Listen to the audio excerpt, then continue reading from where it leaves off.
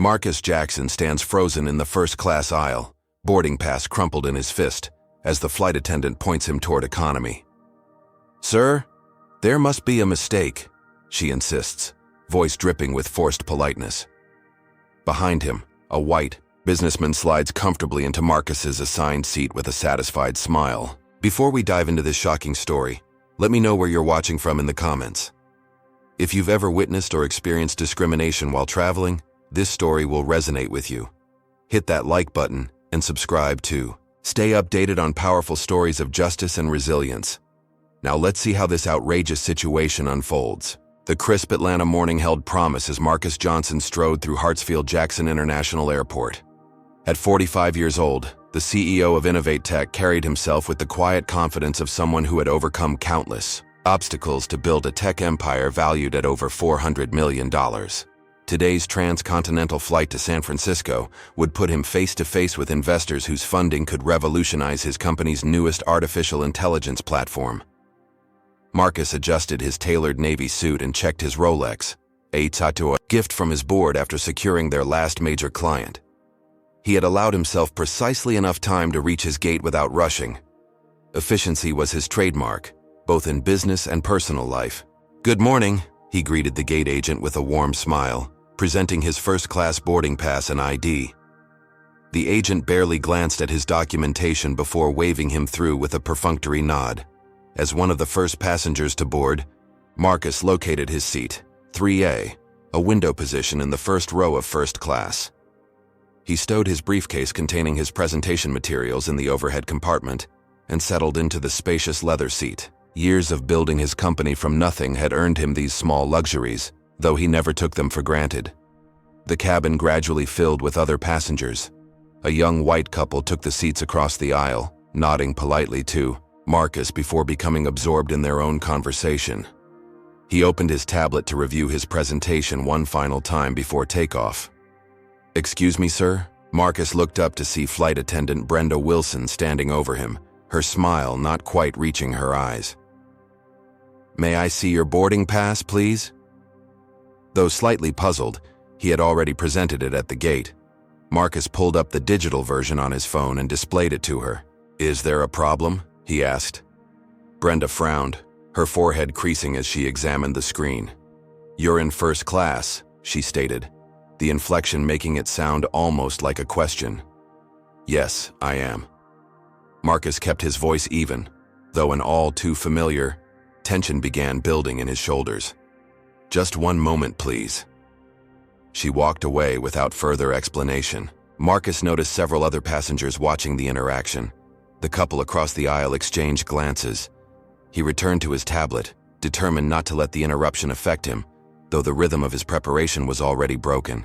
Minutes later, Brenda returned with another flight attendant, Trevor Parker, a tall man with sandy hair and a practiced customer service smile. "Sir, we're experiencing some confusion with the seating arrangements," Trevor explained. "The flight is overbooked and we need to verify everyone's assignments." "I've shown my boarding pass," Marcus replied calmly. "Seat 3A is mine." The boarding process continued around them, passengers filing past toward the economy section. A few glanced curiously at the discussion occurring in first class. "Mr. Johnson, if I could just see your ID again," Trevor insisted, despite the fact that Marcus had already been verified at the gate. With practiced patience born from similar encounters throughout his life, Marcus provided his driver's license. Trevor examined it longer than necessary before handing it back without comment. The tension might have dissipated there, but fate had other plans. A commotion at the front of the plane drew everyone's attention as Richard Hamilton, a white businessman in his 50s, boarded late, his face flushed with the entitlement of someone unaccustomed to waiting. "I'm so sorry I'm delayed," he announced, to no one in particular as he made his way down the aisle. Traffic was murder. Trevor immediately shifted his attention to the newcomer. "Mr. Hamilton, welcome aboard. We were just sorting out a seating issue." Hamilton glanced at Marcus with barely concealed disdain before addressing the flight attendant. "I should be in 3A. I have priority status." Without hesitation, Trevor turned to Marcus. "Sir, it appears there's been a mix-up. Mr. Hamilton has priority seating." "That's not possible," Marcus said, maintaining his composure while showing his boarding pass again. "My reservation was confirmed weeks ago. Seat 3A is assigned to me." Hamilton scoffed. "Look, I'm Diamond Medallion status. I always get first row when available." "Status doesn't override assigned seating," Marcus pointed out reasonably. "My boarding pass clearly shows 3A." Rather than checking Hamilton's documentation with the same scrutiny, Trevor simply nodded at the white businessman's words. "Sir," he said to Marcus, "we can find you a comfortable seat in economy. The flight is full, and we need to resolve this quickly for on-time departure."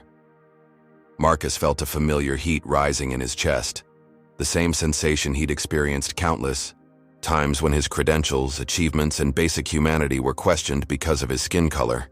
"I'm not giving up my assigned seat. Please check Mr. Hamilton's boarding pass." Trevor's friendly demeanor cooled noticeably. "Sir, I'll need to get my supervisor if you're going to be difficult about this." "Please do," Marcus replied, his voice steady, despite the adrenaline now coursing through his system. As Trevor walked away, Hamilton remained standing in the aisle, checking his watch ostentatiously and sighing loudly enough for nearby passengers to hear. The young couple across the aisle now watched openly, discomfort evident on their faces. Allison Davis, the crew supervisor, arrived promptly. Her expression was already set in what Marcus recognized as conflict resolution mode. "What seems to be the problem here?" she asked, though her body language, turned toward Hamilton rather than Marcus, suggested she had already decided who deserved her attention. Marcus explained the situation once more, displaying his boarding pass and ID yet again. "I've been assigned seat 3A. I boarded on time. My documentation is in order." Allison barely glanced at his evidence before turning to Hamilton. "And you believe this is your seat, sir?" "I know it is," Hamilton stated confidently, finally producing his own boarding pass. "I always get front row with my status." Marcus caught a glimpse of Hamilton's boarding pass, enough to see that it showed seat 3C, not 3A. "His pass says 3C, Marcus pointed out. "That's across the aisle." Allison examined Hamilton's documentation briefly. "Mr. Hamilton is correct that Diamond members receive priority seating." "Priority doesn't mean taking someone else's assigned seat," Marcus countered, his patience wearing thin. "His boarding pass clearly shows 3C." By now, other first-class passengers were shifting uncomfortably, and the boarding process for economy had slowed as people noticed the confrontation. Marcus was acutely aware of becoming a spectacle, something he had worked his entire career to avoid. "Sir," Allison addressed Marcus with thinly veiled frustration, "we need to resolve this situation quickly. We can offer you a seat in economy for this flight and perhaps a voucher for the inconvenience." The implication was clear. Marcus was the problem that needed to be removed, not the white passenger trying to claim a seat that wasn't his. "This is unacceptable," Marcus said, his voice finally betraying a hint of the anger and humiliation building inside him. He pulled out his phone and began recording the interaction. "Sir, you need to put that away," Trevor quickly interjected. "Recording is against company policy." "Actually, it's not," Marcus replied, having researched passenger rights extensively after a previous incident. "Federal regulations allow passengers to record as long as it doesn't interfere with crew member duties." Allison's expression hardened. "Sir, if you cannot cooperate, we may need to ask you to leave the aircraft." The threat hung in the air. Marcus knew what it meant. As a black man, any escalation would likely end with security being called, potential allegations of being disruptive, and the very real possibility of being barred from the flight altogether. The investor meeting in San Francisco wasn't just important, it was potentially company-saving. He couldn't miss it. With every fiber of his being resisting, Marcus stopped recording and stood, gathering his briefcase from the overhead compartment. The weight of dozens of eyes on him felt physically oppressive as he moved toward the economy section. "Thank you for your cooperation," Allison said, her voice falsely bright. "Trevor will help you find your new seat." As Marcus followed Trevor toward economy, he glanced back to see Hamilton settling comfortably into seat 3A, his seat, with a satisfied expression that spoke volumes. The humiliation burned deeper than Marcus would ever admit aloud. "We have, a middle seat in row 27, Trevor informed him with what sounded like forced sympathy. "It's the best we can do on such a full flight." Marcus said nothing as he squeezed into the cramped middle seat between a large man already spilling into his space and a woman who sighed dramatically at having to momentarily stand to let him in. The contrast between the spacious first class accommodation he had paid for and this confined space was stark, just like the contrast between the treatment of Hamilton and himself. As the safety demonstration began, Marcus closed his eyes, trying to center himself for the meeting ahead. But inside, a resolve was forming. This time would be different. This time, he wouldn't let it go. The San Francisco morning greeted Marcus with characteristic fog and a chill that seemed to seep into his bones as he exited the airport terminal. The transcontinental flight had been a study in discomfort, 5 hours wedged between strangers, unable to work, and mentally replaying the humiliation of being removed from his rightful seat. His neck ached from the awkward position he'd been forced to maintain, and exhaustion pulled at him from lack of proper rest. Marcus checked his watch. 3 hours until the meeting with Apex Ventures. Just enough time to reach his hotel, shower, change into a fresh suit, and review his presentation one final time.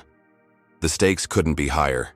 Innovate Tech needed this $50 million investment to launch their revolutionary AI platform before competitors could catch up. Marcus Johnson? A uniformed driver held a sign with his name. At least something was going according to plan. The company car. Service had remembered to pick him up. "That's me," Marcus confirmed, following the driver to a waiting black Suburban. Once settled in the back seat, Marcus pulled out his phone and saw 6 missed calls from Aisha Robinson, his COO and right hand since founding Innovate Tech 8 years ago. He dialed her immediately. Finally, Aisha answered on the first ring. "I've been trying to reach you for hours. Flight okay?" Marcus hesitated, unsure whether to burden her with what had happened. "It was delayed," he said finally. "I'm heading to the hotel now. How's everything on your end?" "All systems go. The team worked through the night to finalize the demo. It's flawless, Marcus. Apex will be blown away." "Good. That's good." His voice sounded distant even to his own ears. A pause. "Marcus, are you all right? You sound off." "Just tired. I'll see you at the Apex offices." After ending the call, Marcus leaned his head against the cool window glass, watching the San Francisco streets blur past. The memory of standing in that airplane aisle, being dismissed and devalued, replayed in his mind on an endless loop. It wasn't the first time he'd experienced such treatment, but something about this incident cut deeper, perhaps because of how far he'd come, or perhaps because he was simply tired of swallowing these indignities year after year. At the hotel, he moved mechanically through his preparations. Shower, shave, fresh suit, tie perfect, shoes gleaming. Each action a ritual he had performed countless times as armor before entering predominantly white business spaces. By the time he met Aisha in the lobby, he had reconstructed his CEO persona, confident, competent, unflappable. "You clean up nice for someone who just spent 5 hours on a plane," Aisha remarked, her keen eyes studying him. At 42, she matched his intensity and drive, which had made them an unstoppable team. "Let's focus," Marcus replied, avoiding her scrutiny. "Walk me through who's attending." As their taxi navigated toward the financial district, Aisha briefed him on the key players from Apex Ventures who would be evaluating their proposal. "Gregory Walsh is leading the investment committee. He's traditional but fair. Then there's..." Marcus tried to absorb the information, but his mind kept drifting back to the plane. The flight attendant's dismissive tone, Hamilton's entitlement, the eyes of other passengers watching his humiliation. "Marcus?" Aisha's voice snapped him back to the present. "Sorry, go on." She frowned. "I was asking if you wanted to lead with the market projection slides or the tech demonstration." "Tech demo," he answered quickly. "Let's show them what sets us apart right from the start." The gleaming Apex Ventures building towered above them as they arrived. glass and steel reaching toward the sky, much like the aspirations Marcus had for Innovate Tech. The receptionist directed them to the 14th floor, conference room where the investment committee awaited. As they entered, 5 people rose to greet them. Marcus recognized Gregory Walsh immediately, a silver-haired venture capitalist with a reputation for funding companies that transformed industries. What he hadn't expected was the flash of recognition in Walsh's eyes. "Mr. Johnson, Ms. Robinson, welcome," Walsh said, extending his hand. "Glad you could make it despite the difficulties this morning." Marcus felt his stomach tighten. Walsh had been on the flight, had witnessed his removal from first class. The humiliation he'd carefully packed away threatened to resurface. "Traffic in San Francisco is always a challenge," Marcus replied smoothly, refusing to acknowledge the implied reference to the airplane incident. The meeting began with introductions around the table, followed by Aisha's overview of Innovate Tech's growth trajectory.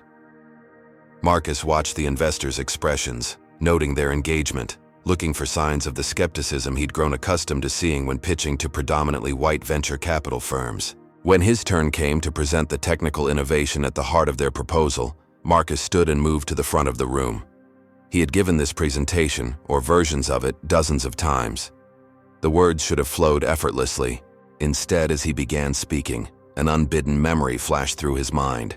His first job interview after graduating with honors from MIT. The interviewer's surprise when Marcus walked in. The subtle shift in questions, more challenging than those posed to white candidates. The eventual rejection with no explanation. Marcus faltered mid-sentence. The conference room seemed to recede momentarily as past and present collided. "Mr. Johnson," one of the committee members prompted after the silence stretched uncomfortably. Aisha shot him a concerned glance. "Forgive me," Marcus said, regaining his composure. "As I was saying, our neural network architecture represents a fundamental shift in how AI systems process natural language." He continued the presentation, fighting to stay present, to focus on the potential investors rather than the ghosts of discrimination past and present that seemed determined to haunt him today. But each time he made eye contact with Walsh, he wondered what assumptions the man had made while watching the incident on the plane. During the technical demonstration, another memory intruded. A security guard following him through an electronics store where he'd been considering purchasing equipment for his first office. The unspoken assumption that he didn't belong, couldn't afford the high-end items, might be planning to steal something. "The implementation timeline seems ambitious," Walsh commented, bringing Marcus back to the present once more. "Especially for a company your size. We've consistently delivered ahead of industry standards," Marcus responded, sensing the subtle challenge in Walsh's tone. "Our team has already completed the foundational architecture." As the meeting progressed, Marcus felt increasingly that he wasn't being heard, that his expertise was being questioned in ways his white counterparts rarely experienced. Whether this was a continuation of the morning's discrimination or simply the normal skepticism of cautious investors, the effect was the same, an uphill battle to prove his worth. By the time they reached the financial projections, Marcus could tell they were losing the room. The energy had shifted. Questions became more pointed, focusing on potential weaknesses rather than strengths. "We've seen similar promises from AI startups before," one committee member remarked. "What makes Innovate Tech different?" It was a fair question, one Marcus would typically answer with confidence and precision. Instead, he heard himself providing a response that felt defensive, reactive rather than visionary. When Walsh checked his watch for the 3rd time, Marcus knew the meeting wasn't going as planned. The final blow came with Walsh's concluding remarks. "Thank you for the comprehensive presentation. We'll need to review the materials more thoroughly before making any decisions. We'll be in touch next week." Next week. Not the commitment they had hoped for, not the enthusiasm other startups had reported after similar presentations to Apex. As they gathered their materials, Walsh approached Marcus privately. "Unfortunate business this morning on the flight," he said in a low voice. "These things happen. These things happen." As if racial discrimination were a minor inconvenience like a delayed flight or lost luggage. Marcus managed a tight nod, unwilling to discuss the incident in this setting. Outside the building, Aisha waited until they were alone before confronting him. "What happened in there? I've never seen you lose focus in a presentation." Marcus stared at the busy street, watching people rush past, each absorbed in their own concerns. "Nothing, just an off day." "Bullshit," Aisha said bluntly. "I've known you too long. Something happened." The weight of the day, of years of similar days, suddenly felt unbearable. "It was the flight," he admitted finally. "There was an incident." In the quiet corner of a nearby cafe, Marcus recounted the morning's events, his voice steady but his hands tightly gripping his coffee cup. Aisha listened without interruption, her expression shifting from concern to outrage. "And you just let them move you?" she asked when he finished. "What choice did I have? Make a scene? Get removed from the flight? Miss this meeting?" "The meeting that went sideways anyway," Aisha pointed out. Marcus rubbed his temples. "Walsh was on the flight. Saw the whole thing." "Jesus," Aisha breathed. "No wonder he was looking at you like that. He probably thinks I did something to deserve it. That's always the assumption." Aisha leaned forward, her eyes intense. "Show me the video." "What? You said you started recording. Show me." Marcus reluctantly pulled out his phone and found the brief video he'd captured before being forced to stop. The footage wasn't long, but it clearly showed Hamilton being given preferential treatment and Allison threatening to remove Marcus from the flight. "This is textbook discrimination," Aisha said after watching it twice. "You can't let this slide. Not again." "What do you mean, not again?" "The conference in Dallas last year. The hotel in Chicago that lost your reservation. The restaurant in Boston that seated everyone but us. Every time you brush it off and move on because we have bigger battles. Maybe this is the battle, Marcus." Her words struck a chord. Each incident alone seemed manageable, forgivable, but collectively they formed a pattern of constant, grinding, discrimination that wore away at his dignity, his mental health, his very sense of belonging in spaces he had earned the right to occupy. "What about the company?" he asked. "We need that investment." "We'll find other investors," Aisha said with conviction. "But right now this matters too. Not just for you, but for every black executive who boards a plane, checks into a hotel, or walks into a venture capital meeting." Marcus stared at the video on his phone, seeing himself, a successful CEO, a man who had overcome countless obstacles to build something meaningful, being treated as if he didn't belong. "You're right," he said finally. "Not this time. This time they answer for it." As they left the cafe, his phone buzzed with an email. The subject line read, "Apex Ventures, decision delay." The investment committee was postponing their decision indefinitely, citing concerns about Innovatech's corporate focus and leadership stability. Marcus showed the email to Aisha, who read it with growing indignation. "They're using what happened on the plane against you," she concluded, "as if being discriminated against makes you less capable as a CEO." In that moment, as the San Francisco fog rolled in and obscured the tops of the city's tallest buildings, Marcus made a decision. This wouldn't just be about getting justice for himself. It would be about challenging a system that allowed such discrimination to continue unchecked, that penalized the victims rather than the perpetrators. "Call Maya," he told Aisha, referring to their company's legal counsel. "We're going to need her." The battle ahead would test everything Marcus had built, his company, his reputation, his resolve. But for the first time since that morning's humiliation, he felt a sense of purpose cutting through the fog of anger and helplessness. This time would be different. This time, he would fight back. The glass-walled conference room at Innovatech's Atlanta headquarters hummed with tension as Marcus stared at the airline's email response displayed on the screen. The company's legal counsel, Maya Chen, removed her glasses and pinched the bridge of her nose. 20,000 sky miles and a voucher for future travel, she read aloud, her voice tinged with disbelief.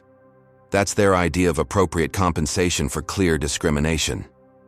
Marcus turned away from the screen, gazing out at the Atlanta Skyline that had witnessed his rise from struggling entrepreneur to CEO of a company employing over 200 people. The city had shaped him, challenged him, and now seemed to be asking, "What will you do this time?"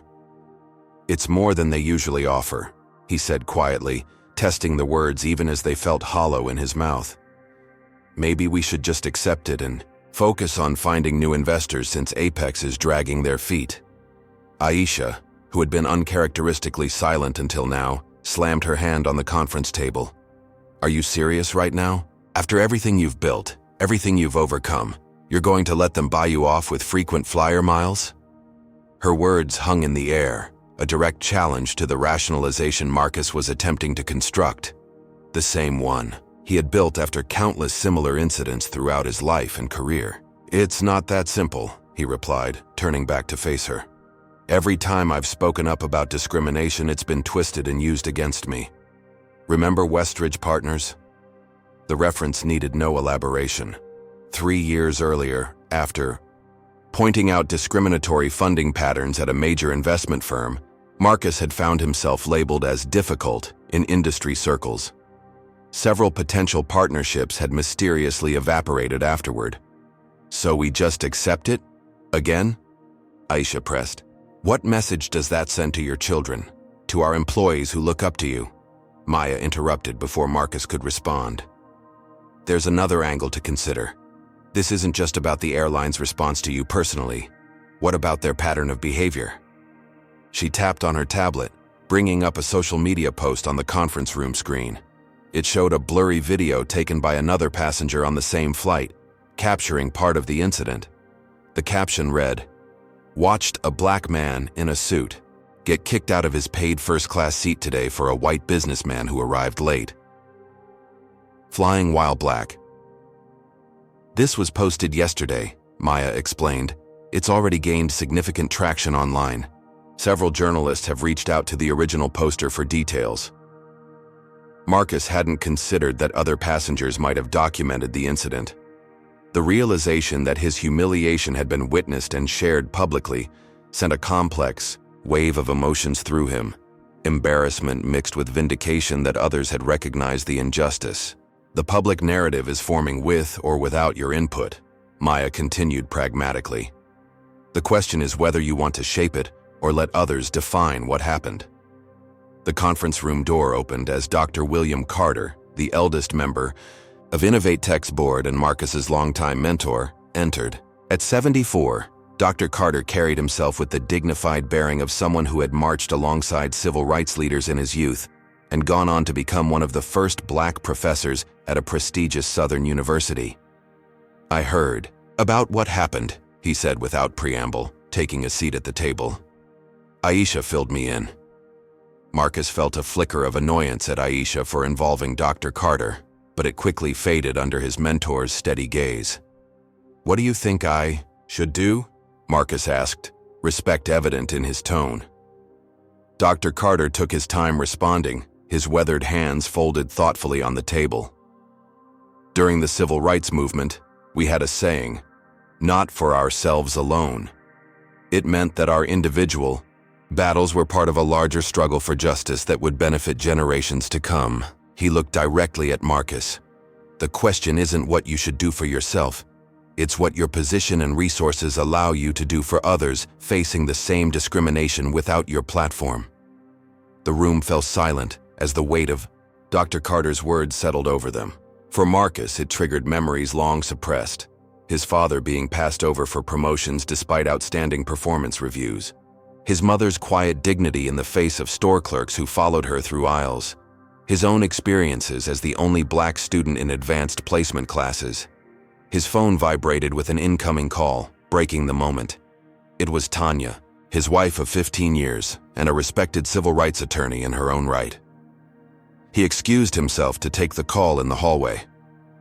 "I just saw a video online," Tanya said immediately. "Is that what happened on your flight?"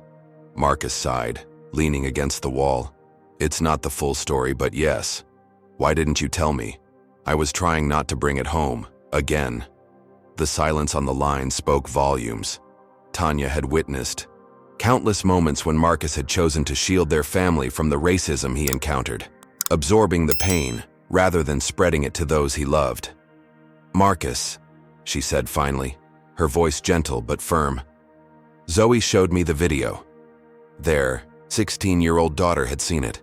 The thought made his stomach clench. "She's upset," Tanya continued, "not just about what happened to you, but because she's seen the same thing happen to her friend's parents. She wants to know what you're going to do about it." What was he going to do about it? The question echoed through his mind, taking on new significance with the knowledge that his children were watching, learning from his response. "I don't know yet," he admitted. "The company needs that investment from Apex. Fighting the airline could create more negative attention." "Would you let Zoe or Malcolm walk away if they were discriminated against?" Tanya challenged, referring to their teenage son. "Or would you tell them to stand up for themselves?" The answer was immediate and unequivocal. "I'd tell them to stand up." "Then why are the rules different for you?" When Marcus returned to the conference room, his demeanor had shifted. The others noticed immediately, straightening in their chairs as he took his position at the head of the table. "Maya," he said, his voice calm but resolute, "what are our options?" Maya didn't hesitate. "We have several. First, a formal complaint to the Department of Transportation regarding discriminatory treatment. Second, legal action against the airline for violation of your civil rights. Third, using media channels to bring attention to the issue and force a more appropriate response." "What about direct engagement with airline leadership?" Marcus asked. "Before going public or legal?" "We could draft a detailed account and send it directly to Thomas Wilson, their CEO," Maya confirmed. "Request specific actions rather than compensation. Policy changes, staff training, disciplinary action for those involved." Marcus nodded slowly. "Draft the letter. Include everything: the video, witness statements if possible, documentation of their inadequate response. Make it clear that we're prepared to escalate if necessary." "And Apex Ventures?" Aisha asked. "We proceed as planned," Marcus decided. "If they're judging our company based on my experience of discrimination rather than our business model and technology, they're not the partners we want anyway. Reach out to the other investment groups on our list." Dr. Carter nodded approvingly. "Strategic pressure rather than public confrontation. It gives them a chance to do the right thing before facing consequences." "Exactly," Marcus agreed. "But if they don't respond appropriately," he left the implication hanging. The meeting continued as they developed their approach, considering contingencies and potential repercussions. When they finally adjourned 2 hours later, Marcus felt a clarity that had eluded him since the incident. The path forward wouldn't be easy, but it was necessary, not just for himself, but for every person who had ever been made to feel they didn't belong in spaces they had earned the right to occupy. Have you ever witnessed discrimination and wondered if you should speak up? If you've been in Marcus's position or seen someone else treated unfairly, comment 1 if you think he should fight this battle publicly, or 2 if you believe he should handle it privately to protect his company. Hit that like button if you're rooting for Marcus to stand up against this injustice, and subscribe to see how this confrontation unfolds. What would you do if you were in Marcus's position? Accept the airline's offer and focus on your business, or take a stand regardless of the potential consequences? That evening, Marcus arrived home later than usual. The lights in the kitchen illuminated Tanya at the island counter, case files spread before her, reading glasses perched on her nose. She looked up as he entered, her expression questioning. "I'm going to fight it," he said simply. Tanya nodded, a small smile playing at her lips. "I knew you would." "Did you?" "Because I wasn't sure." She closed the file she'd been reviewing and removed her glasses. "You've always fought the important battles, Marcus. You just needed to recognize that this is one of them." From the doorway, a voice interrupted. "So you're really going after them?" Their daughter Zoe stood there in sweatpants and an MIT hoodie, her declaration of future intentions, her expression a mixture of concern and pride. "I am," Marcus confirmed. "The airline, at least. We're starting with a formal complaint to the CEO." Zoe entered the kitchen fully, followed by her younger brother, Malcolm, who had apparently been listening from around the corner. "The video's all over TikTok," Malcolm informed them, his 14-year-old face serious beyond his years. "Some of my friends recognized you." Marcus hadn't considered how the incident might affect his children at school. "Has anyone said anything to you about it?" Malcolm and Zoe exchanged glances before Zoe answered. "Jason Whitfield said his dad told him you probably did something to deserve it." The casual cruelty of the comment and the assumption of guilt that black people carried like an invisible burden hit Marcus hard. "And what did you say?" "I told him his dad was a racist and to stay out of my face," Zoe replied with a defiant lift of her chin. "Zoe," Tanya admonished, though without much conviction. "What?" "It's true. Mr. Whitfield crossed the street last month when Dad was jogging in the neighborhood. Malcolm and I both saw him." Marcus pulled out a stool and sat heavily, the weight of the day, of years, pressing down on him. "This is exactly why I've tried to handle these incidents quietly. I didn't want them touching you."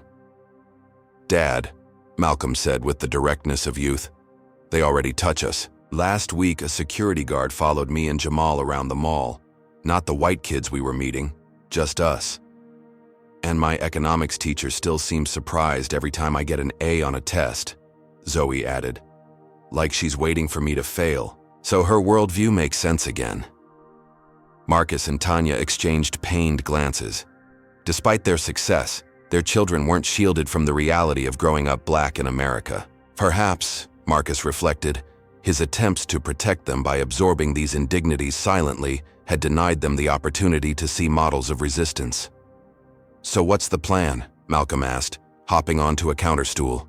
"Are you going to sue them? Make them apologize on TV?" Despite the heaviness of the conversation, Marcus smiled at his son's enthusiasm. "We're starting with a formal complaint to the airline CEO. Depending on their response, we'll decide next steps." "What if they ignore you?" Zoe questioned, always, the strategist of the family. "Then we escalate," Marcus replied simply. "But we're giving them a chance to do the right thing first." As the family discussion continued over dinner, Marcus felt a subtle shift in his perspective.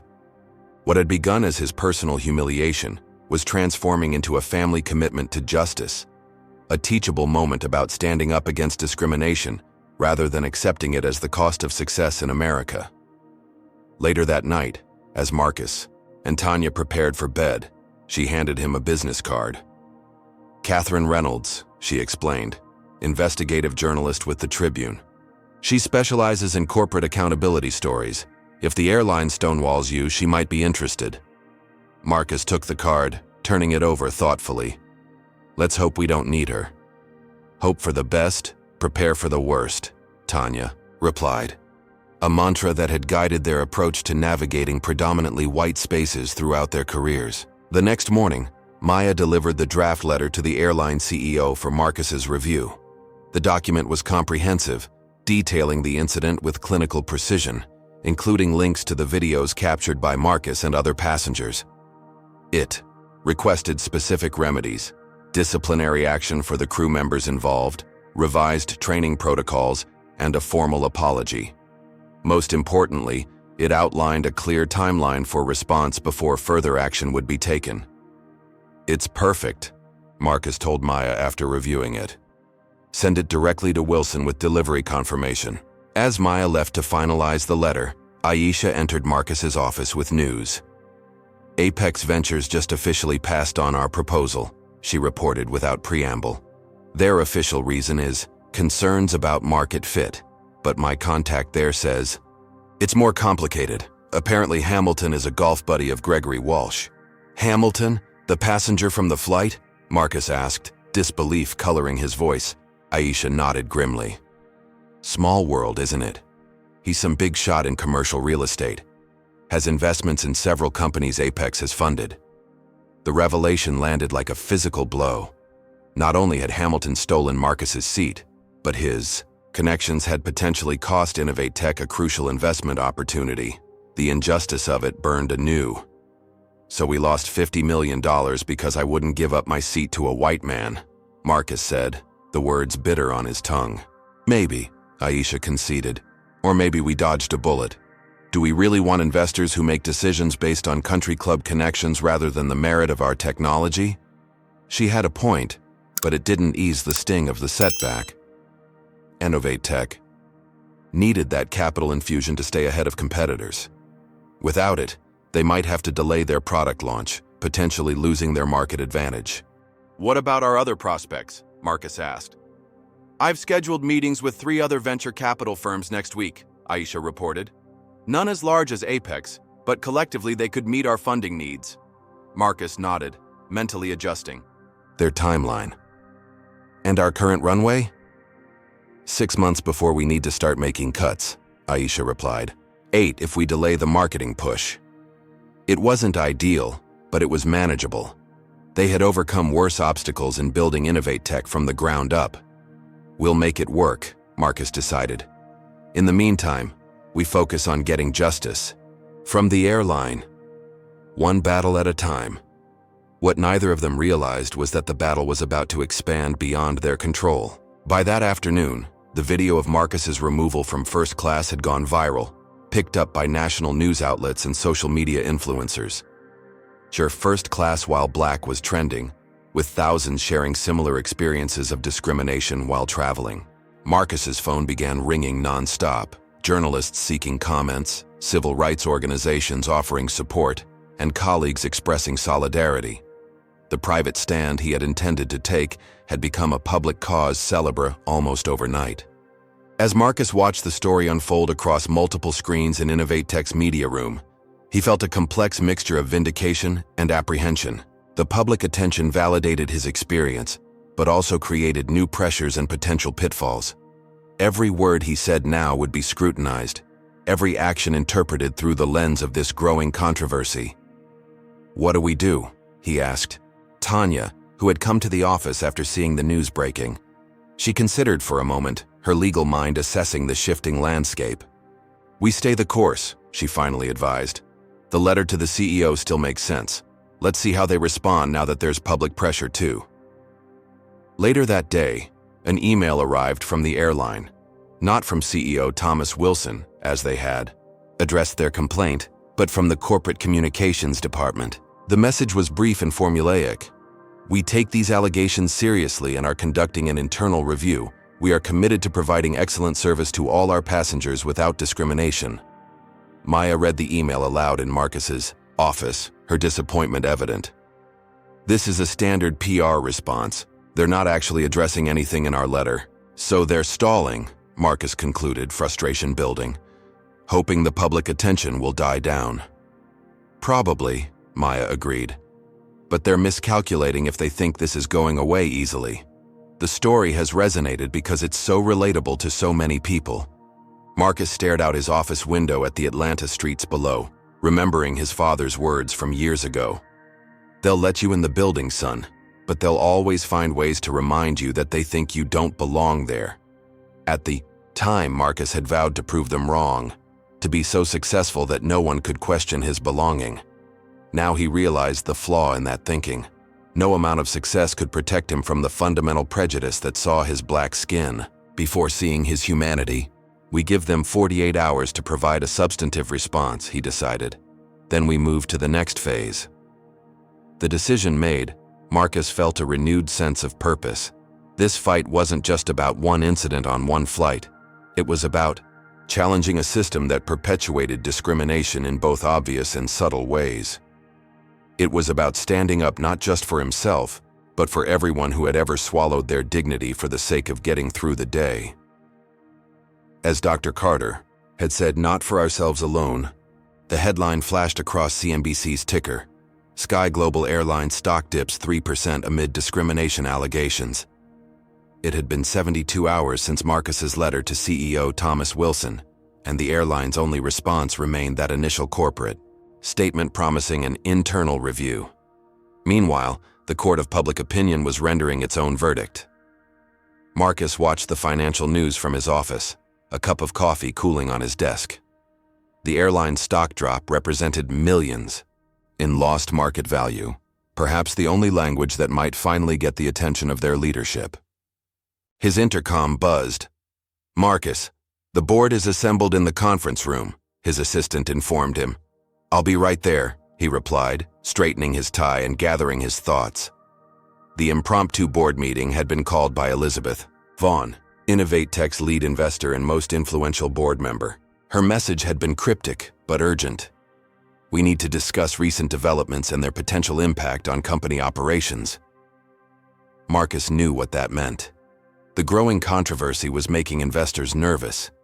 Despite the personal nature of the discrimination he'd experienced in the business world, it was inevitably viewed through the lens of risk and return. The question would be whether his pursuit of justice threatened their investment. The conference room fell silent as Marcus entered. 8 board members sat around the polished table, expressions ranging from concern to outright discomfort. Elizabeth Vaughn, impeccably dressed in a charcoal suit that matched her silver hair, nodded toward the empty chair at the head of the table. "Marcus, thank you for joining us on such short notice," she began once he was seated. "I believe you know why we've called this meeting." "I can guess," he replied evenly, maintaining eye contact. "The airline incident and its aftermath." Elizabeth nodded. "Several major news outlets have reached out to me personally for comment, as have 2 of our largest clients. The situation is beginning to affect Innovate Tech's public profile."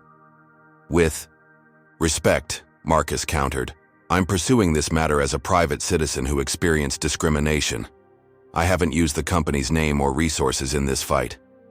James Whitaker, the board's most conservative member, cleared his throat. "The distinction may be clear to you, Marcus, but not to the public or our clients. Like it or not, as CEO, your personal battles become company issues." Marcus had anticipated this argument.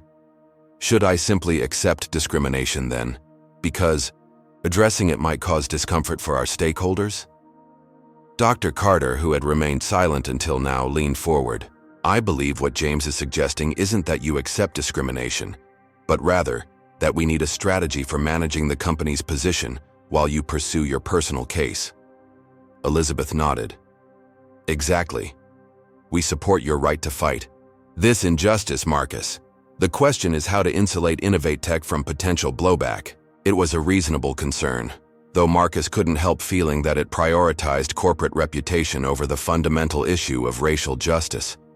Still, these were his investors, people who had believed in his vision and funded its realization. He owed them candor. "My legal team is handling the airline matter," he explained.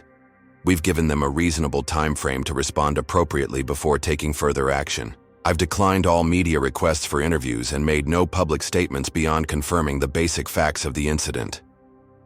"And if they continue to stonewall you?" James pressed. "Then we'll pursue legal remedies and regulatory complaints," Marcus answered honestly. "But my focus remains on running this company. The AI platform launch is still our priority." The tension in the room eased slightly as board members exchanged glances. Elizabeth spoke for the group. "We appreciate your commitment, Marcus. Keep us informed of any significant developments. In the meantime, we'll have PR prepare contingency statements if media inquiries increase." As the meeting adjourned, Marcus felt a mixture of relief and frustration. The board hadn't explicitly asked him to drop his fight against the airline, but the subtext was clear. Don't let it interfere with business. Back in his office, Aisha was waiting with news of her own. "You need to see this," she said, sliding a tablet across his desk. The screen displayed an article from a business news site with the headline, "Sources claim SkyGlobal passenger was belligerent before removal from first class." Marcus read the piece with growing indignation. Anonymous airline sources claimed he had been argumentative and demanding special treatment, necessitating his relocation to economy. There was no mention of Richard Hamilton taking his assigned seat or the crew's failure to verify boarding passes properly. "They're trying to rewrite what happened," Marcus said, placing the tablet down carefully to avoid the urge to throw it. "Painting me as the stereotypical angry black man to justify their actions." "It gets worse," Aisha continued. "I did some digging on Richard Hamilton after learning about his connection to Apex Ventures. Turns out he's not just any real estate developer. His company, Prestige Properties, has a long-term contract providing office space for SkyGlobal's corporate headquarters in Atlanta. The revelation landed like a thunderbolt. So he has business, ties to the airline too, Marcus realized. That explains why the crew was so quick to accommodate him at my expense. Exactly. This isn't just about race, though that's clearly a factor. It's about connections and power. Hamilton is part of a network that includes both the airline leadership and our potential investors. Marcus processed this information, seeing the incident in a new light. What he had experienced wasn't just random discrimination, but something potentially more systemic, a manifestation of how business relationships and racial bias could intertwine to protect certain interests at the expense of others. Maya needs to know this, he decided. It changes our approach. Over the next few days, the corporate battle intensified. SkyGlobal Airlines released an official statement claiming their internal investigation found no evidence of discriminatory intent and characterizing the incident as a routine seating adjustment due to operational needs. They offered to upgrade Marcus on his next flight and provide additional Sky Miles as a gesture of goodwill.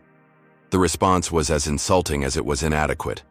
Marcus's legal team promptly rejected the offer and filed a formal complaint with the Department of Transportation, citing violation of federal regulations prohibiting discrimination by air carriers. Meanwhile, Aisha made a discovery that shifted the dynamics of their fight. Through industry contacts, she learned that Marcus wasn't the first black executive to experience discriminatory treatment from this particular SkyGlobal crew. 3 other incidents had occurred in the past year, all involving the same flight attendants and supervisor who had removed Marcus from his seat.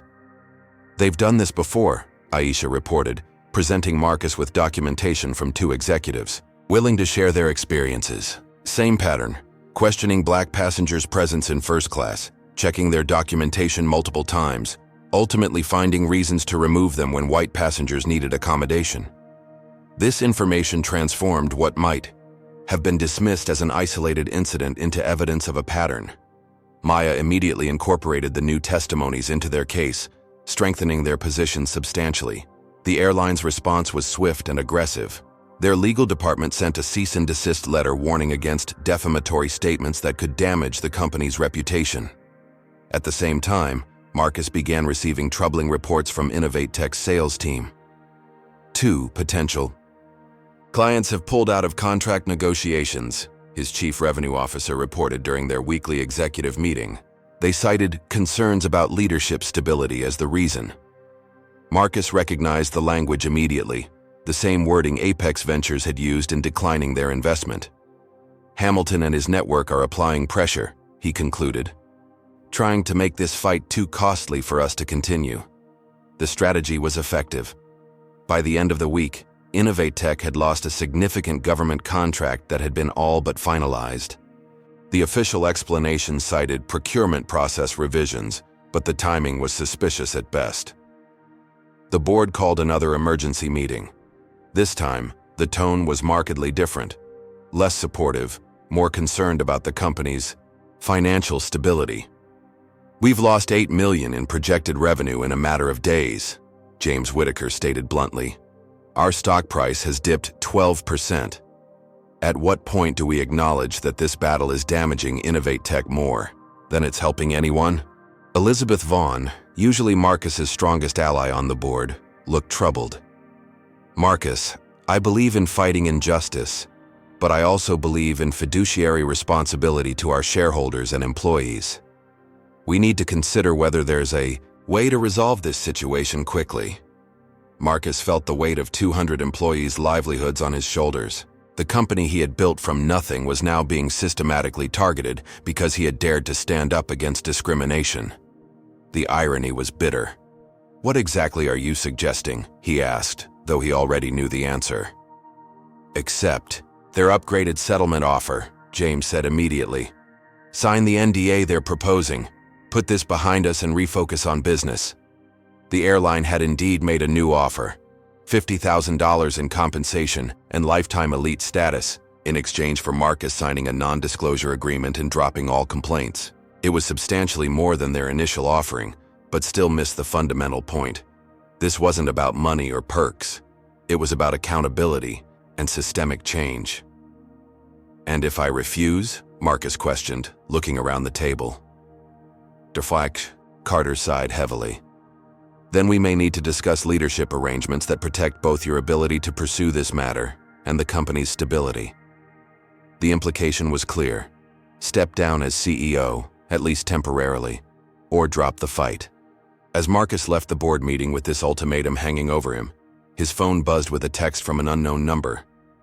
I have information about SkyGlobal you need to see. Meet me at Piedmont Park Northeast Entrance, 7 p.m. Come alone. TP. The initials registered immediately. Trevor Parker, the flight attendant who had been part of the crew that removed Marcus from his seat. What information could he possibly have that would warrant a clandestine meeting? Marcus debated whether to go. It could be a trap, an attempt to create a compromising situation that would further damage his credibility. But it could also be legitimate. Perhaps Parker had had a change of heart, or possessed evidence that could strengthen their case. After consulting with Tanya and Maya, Marcus decided to meet Parker, but with precautions. Tanya would wait nearby in their car, watching the meeting from a distance. Marcus would record the entire conversation on his phone. And he would meet in a public area of the park where other people would be present. As dusk fell over Atlanta, Marcus approached the northeast entrance of Piedmont Park. The evening joggers and dog walkers provided a sense of security as he scanned the area for Trevor Parker. He spotted the flight attendant sitting alone on a bench near the path, out of uniform and looking considerably more nervous than he had on the plane. Mr. Johnson, Parker acknowledged as Marcus approached. Thank you for coming. You said, you have information, Marcus replied, remaining standing. I'm listening. Parker glanced around before speaking in a low voice. What happened to you wasn't an isolated incident. It's part of a pattern encouraged by management. We already know about the other passengers who experienced similar treatment, Marcus said. It goes deeper than that, Parker insisted. SkyGlobal has unwritten policies about passenger prioritization. Crew members are trained to identify high-value travelers who should receive preferential treatment when flights are overbooked or other issues arise. And how is high value determined? Marcus asked, though he suspected the answer. Officially by frequent flyer status and fare class, Parker explained. Unofficially, it's about who looks the part, who fits the profile of a premium traveler, according to management's vision. Which doesn't include black passengers, Marcus concluded. Parker had the decency to look ashamed. Not typically, no. There's training on how to politely redirect passengers who don't match seat assignments. The examples used in training are almost always people of color, especially black travelers. Marcus felt a cold anger building. And you participated in this system. I did, Parker admitted. I'm not proud of it. But after seeing what happened to you and the company's response, lying about what occurred, painting you as the problem, I couldn't stay silent. Why come forward now? Because they're doing it again. The airline is building a case against you, pulling security footage from other flights you've taken, looking for any instance where you might have appeared even slightly agitated. They're planning to leak it to friendly media outlets to discredit you. The revelation wasn't entirely surprising, but the scale of the effort to undermine him was still shocking. Do you have proof of any of this? Documents, recordings, anything concrete? Parker hesitated, then reached into his jacket pocket and withdrew a flash drive. Training materials, internal memos about passenger management, and emails about how to handle your specific case. I copied them before they could be deleted. As Marcus took the drive, Parker added, I'll probably lose my job over this, but what they're doing isn't right. It never was. Why did you participate in it then? Marcus couldn't help asking. Parker looked away. The same reason most people go along with broken systems. It was easier. It was my job. I didn't think about the real impact on people like you until I saw the fallout from our flight. It wasn't a satisfying answer, but it was an honest one. Most discrimination wasn't perpetrated by cackling villains twirling mustaches, but by ordinary people following policies and practices designed to maintain existing power structures without questioning who they hurt in the process. What happens now? Parker asked. I review what you've provided with my legal team, Marcus replied. If it substantiates what you've told me, it becomes evidence in our case against the airline. And me? That depends on whether you're willing to go on record with what you've shared today. Parker looked genuinely afraid at the prospect, but after a moment, he nodded. I can't keep being part of the problem. Whatever happens, I'll testify if needed. As Marcus walked back to where Tanya waited in their car, he felt the weight of the flash drive in his pocket.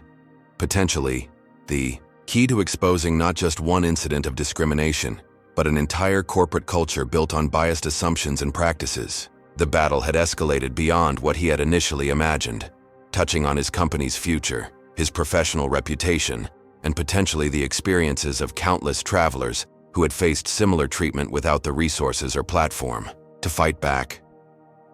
What had begun as one man's humiliation on a flight was revealing itself to be the tip of a much larger iceberg of systemic discrimination, one that powerful interests were determined to keep submerged, regardless of the cost. The midnight glow of Marcus's laptop illuminated his face as he scrolled through another batch of threatening messages. 3 weeks into his battle with SkyGlobal Airlines, the toll was mounting in ways he hadn't anticipated. His public email address had been leaked online, resulting in hundreds of messages ranging from supportive to explicitly racist and threatening. You should be grateful they even let you on the plane, one message read. Another, go back to where you came from, if you don't like how things work here. Then there were the more disturbing ones, threats against him and his family, some including personal details that suggested the senders had done their research. Maya had advised forwarding these to law enforcement, which he'd done, though without much expectation of action. A soft knock at his home office door interrupted his grim review. Tanya stood in the doorway, concern etched on her face. It's 2 a.m, Marcus, she said gently. Come to bed. In a minute, he replied automatically, the same response he'd given hours earlier.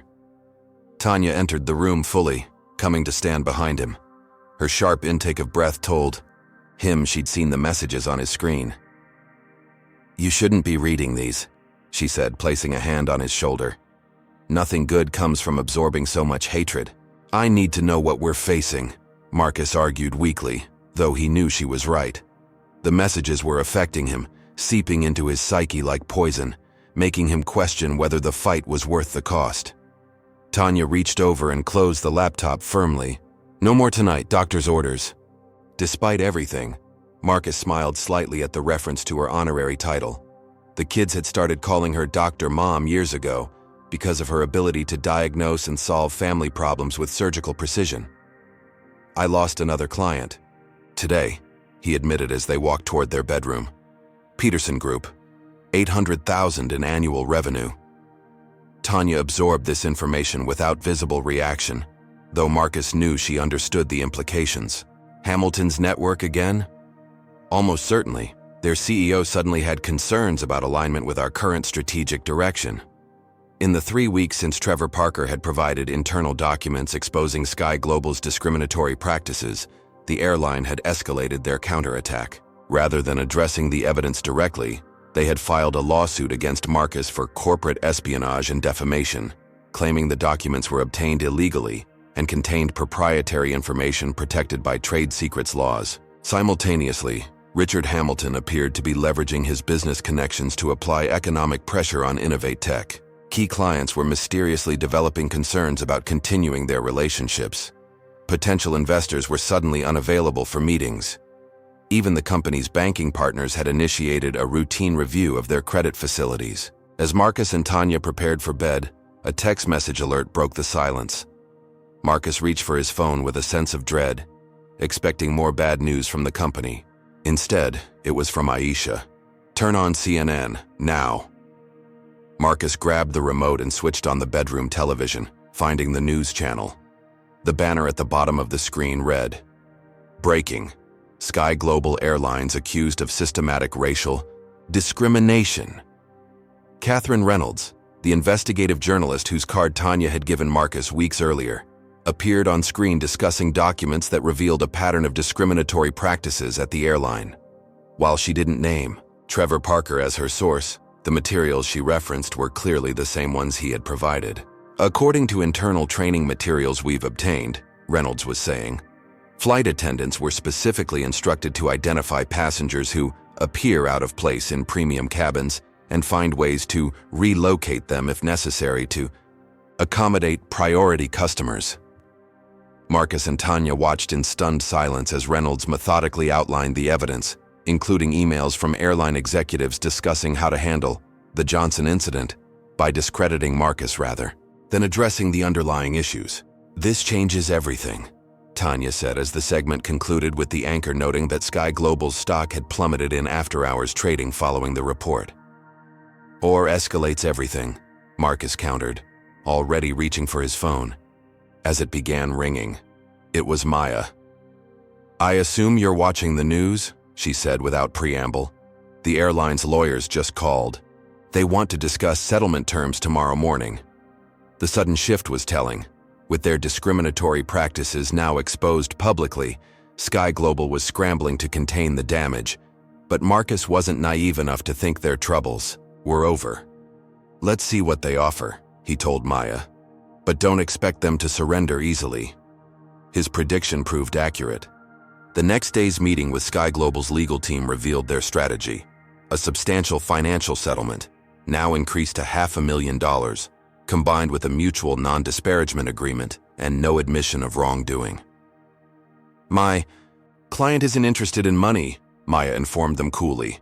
"He wants accountability and systemic change." The airline's lead counsel, a sharp-featured woman named Patricia Winters, smiled thinly. "Admirable, but not practical. We have shareholders to consider." "And we have future passengers to consider," Maya countered. "People who deserve to be treated with dignity regardless of their race." The meeting ended in stalemate, but Marcus knew the public exposure had shifted the dynamics significantly. SkyGlobal was now facing not just his individual complaint, but public scrutiny of their entire corporate culture. As weeks passed, however, the personal cost of the battle continued to mount. Tanya received a call from her law firm's managing partner expressing concern about potential conflicts of interest, given her husband's high-profile case against a company with connections to several of the firm's clients. The message was clear. Her career advancement could be affected by Marcus's fight. At home, their children were experiencing the fallout as well. Malcolm came home from school one day with a black eye after defending himself against a classmate who had repeated racist comments about his father heard at home. "He said you were playing the race card to get special treatment," Malcolm explained as Tanya applied ice to his swollen face. "That his dad said people like us always want something for nothing." The casual cruelty of the comment and the knowledge that it reflected attitudes being discussed in other homes hit Marcus harder than any financial setback. His children were paying the price for his stand against injustice. That night, after the kids had gone to bed, Marcus and Tanya had their first serious argument about whether to continue the fight.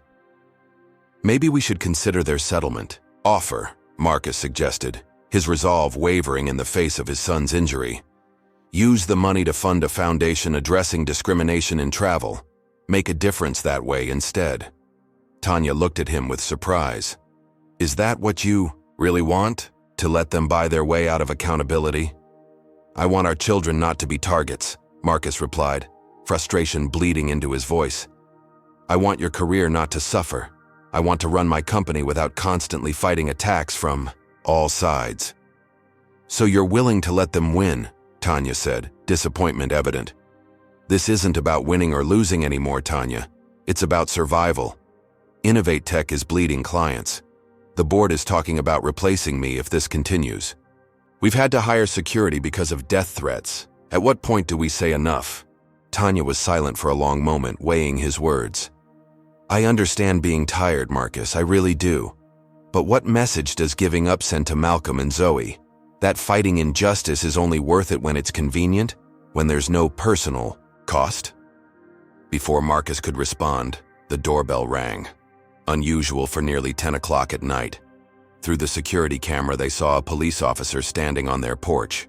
Fear gripped Marcus as he went to answer. Had something happened to one of their family members? Had one of the threats against them escalated into action? The officer, a middle-aged white man with a solemn expression, introduced himself as Detective Williams. "Mr. Johnson, I'm here about a complaint filed against you by SkyGlobal Airlines.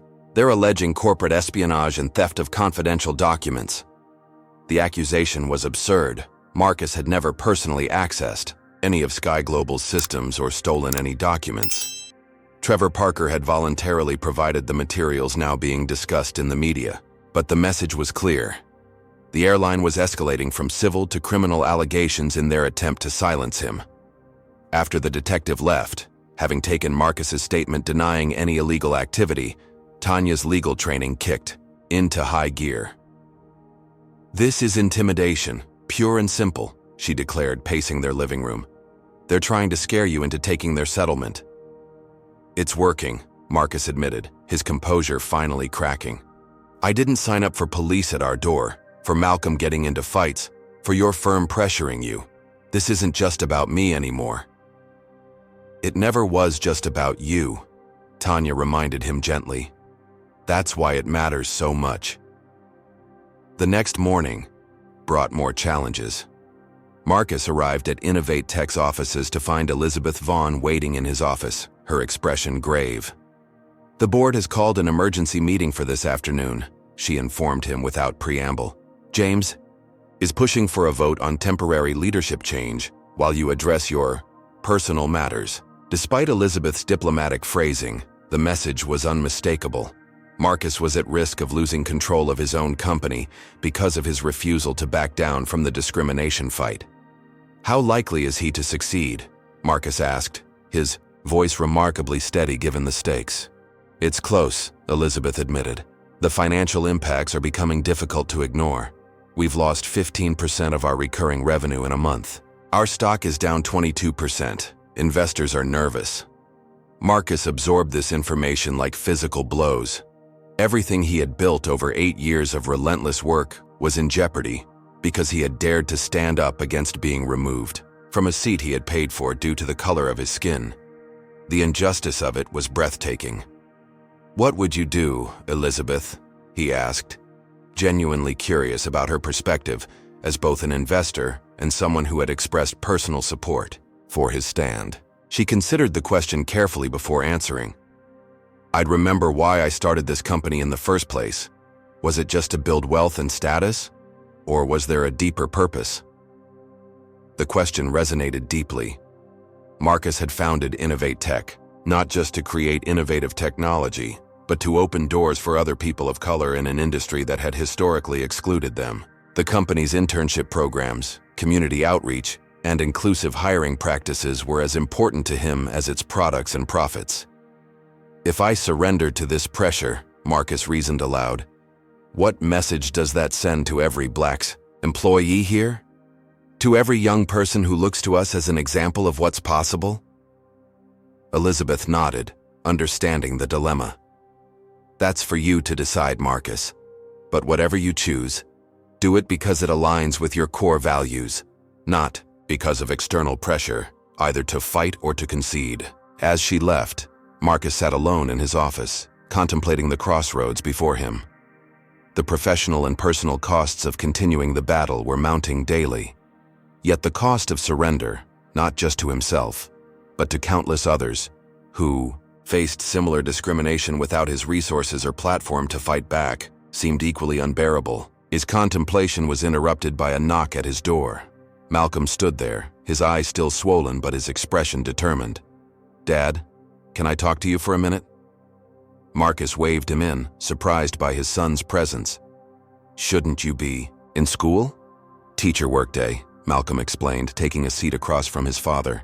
"Mom said you might be thinking about taking the airline's money and dropping the case."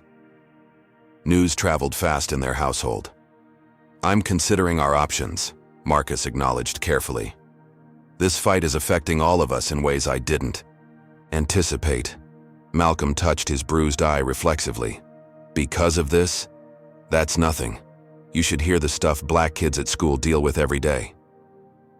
The simple statement hit Marcus with unexpected force. His son was telling him that the incident on the plane, being humiliated and removed from his rightful seat, wasn't exceptional but rather part of a continuum of everyday racism that his children and their peers already navigated. "I've been thinking about it like it's my personal battle," Marcus realized aloud. But it's not, is it?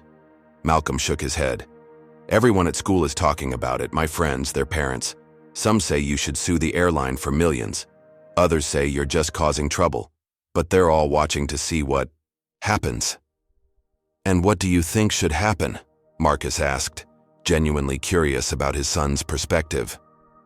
Malcolm considered the question with a seriousness beyond his 14 years. I think if you let them pay you off, nothing changes. Maybe they're more careful around famous black people for a while, but they'll still treat regular black people the same way. Out of the mouths of babes, Marcus thought. His son had cut through all the complexity to the heart of the matter. This wasn't about compensation or even personal vindication. It was about challenging a system that devalued black lives and dignity as a matter of course. When did you get so wise? Marcus asked, managing a smile despite the weight of the decision before him. Malcolm shrugged. Mom says I get it from you. As his son left, Marcus felt a clarity that had eluded him during weeks of corporate and legal battles. The path forward wasn't about calculating costs and benefits in traditional terms. It was about recognizing that some principles transcended business considerations, that fighting for dignity and equal treatment wasn't optional, but essential, regardless of the price. The board meeting that afternoon would determine whether he maintained control of Innovate Tech. The ongoing legal threats from SkyGlobal could escalate further. The personal attacks and economic pressure might increase rather than subside. But for the first time since the battle began, Marcus felt certain of his course. Whatever happened next, he would not abandon the fight against a system that had humiliated him and countless others whose stories never made headlines. The cost of capitulation, to his integrity, to his children's understanding of justice, to the countless people watching his response, was simply too high.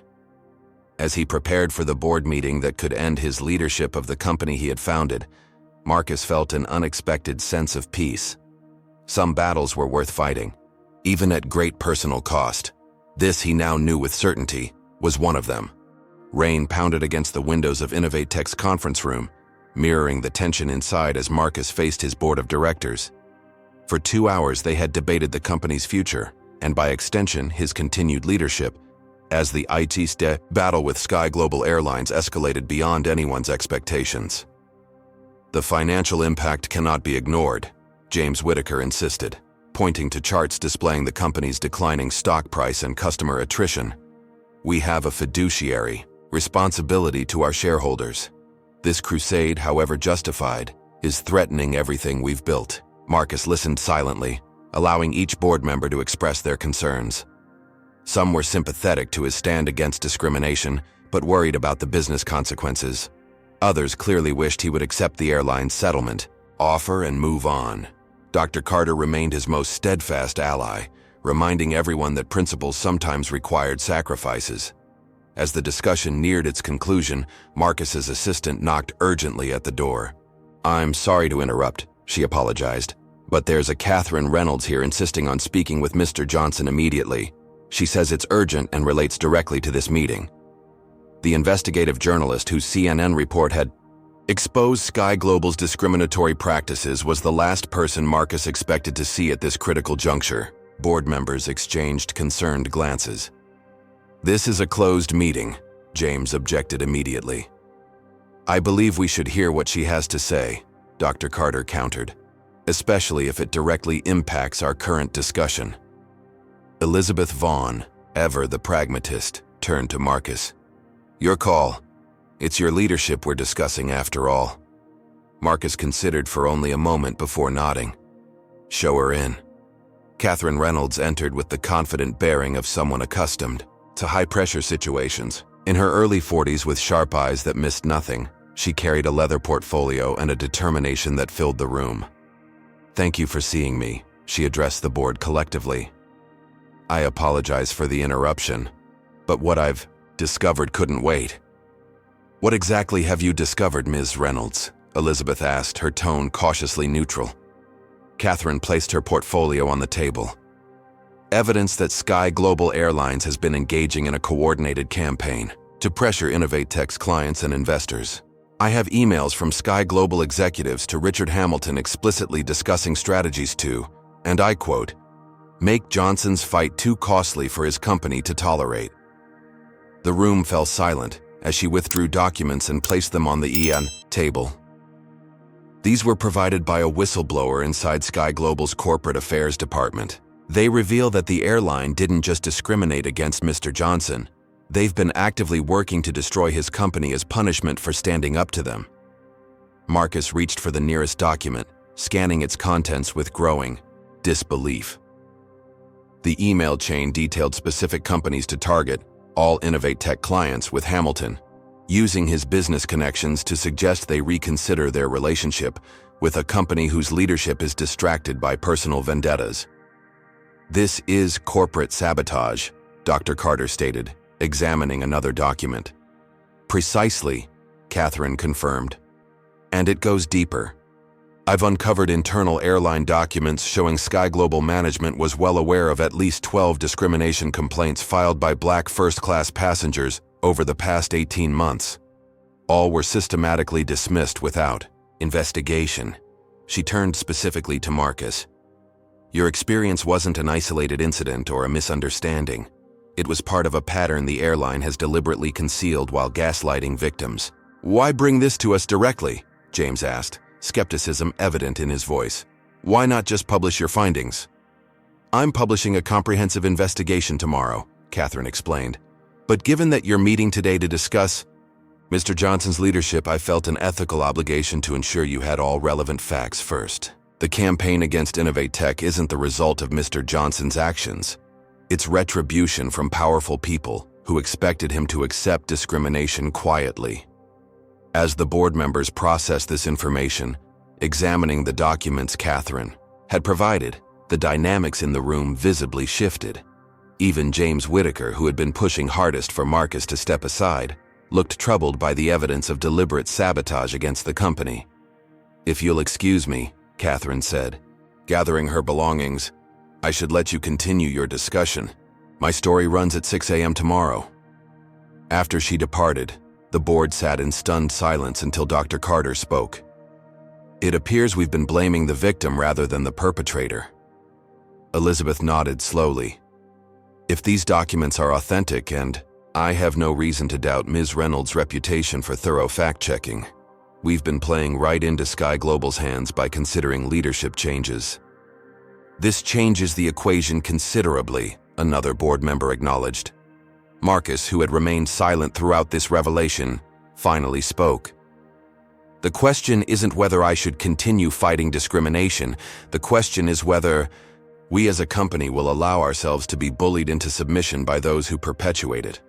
The vote that followed was unanimous in support of Marcus's continued leadership, a dramatic reversal from the divided board that had entered the meeting. More significantly, they authorized resources for both legal action against SkyGlobal for corporate sabotage and a comprehensive public relations strategy to reclaim the narrative. Have you ever witnessed a moment when truth finally came to light, after someone was wrongfully blamed? If you believe powerful corporations should be held accountable when they try to silence those who speak up against discrimination, hit like and subscribe to see how Marcus uses this turning point to fight back. Comment 1. If you think Catherine Reynolds deserves recognition for her investigative journalism. Or 2. If you believe whistleblowers inside companies are the true heroes in exposing corporate wrongdoing. What do you think will happen next? Will SkyGlobal finally be forced to make real changes, or will they find another way to fight back? By the time Catherine Reynolds' investigation was published the next morning, Innovate Tech was prepared with its own press release detailing the corporate sabotage campaign and announcing legal action against both SkyGlobal Airlines and Richard Hamilton personally. The timing couldn't have been better. Social media erupted with the hashtag #CharnedFirstClassWhileBlack as thousands shared similar experiences of discrimination while traveling. Major civil rights organizations issued statements of support for Marcus. Several celebrities with large platforms shared Catherine's article, amplifying its reach exponentially. SkyGlobal's stock plummeted 13% in a single day, a loss of billions in market value that caught the attention of major shareholders. The company's initial response, denying the authenticity of the leaked documents and promising Legal action against defamatory reporting only intensified public skepticism. For Marcus, the vindication was bittersweet. While grateful that the truth was finally emerging, he remained focused on the broader issue rather than personal redemption. "This was never about me," he told Aisha as they watched coverage of the unfolding story from his office. "It's about challenging a system that treats people differently based on the color of their skin, then punishes them for speaking up about it." "Well, the system is definitely feeling the challenge now," Aisha Dai replied, showing him her tablet. Major corporate customers of SkyGlobal, sensitive to the public relations disaster, were publicly announcing reviews of their travel contracts. The airline's competitors were seizing the opportunity, promoting their own diversity initiatives and non-discrimination policies. More significantly, Trevor Parker wasn't the only SkyGlobal employee coming forward. 3 other flight attendants had contacted Maya with corroborating accounts of the discriminatory practices they'd been trained to implement. Allison Davis, the crew supervisor who had threatened to remove Marcus from the flight, had resigned from the airline and was reportedly cooperating with investigators. The most unexpected development came later that day when Marcus received a call from Gregory Walsh of Apex Ventures, the investment firm that had declined to fund Innovate Tech. After the airplane incident, "I owe you an apology," Walsh began without preamble. "I allowed Richard Hamilton's version of events to influence our decision, and that was wrong." "It was more than wrong," Marcus replied, unwilling to make this easy. "It was discrimination, by proxy." A pause. "You're right," Walsh admitted. "I'd like to reopen our discussion about potential investment, if you're still interested." Marcus wasn't sure how to feel about this sudden reversal. On one hand, Innovate Tech still needed the capital that Apex could provide. On the other, Walsh's initial willingness to side with Hamilton raised questions about his judgment and values. "We've had interest from several other investment groups since the true story broke," Marcus informed him. Which was true, as multiple DIAP firms had reached out that morning.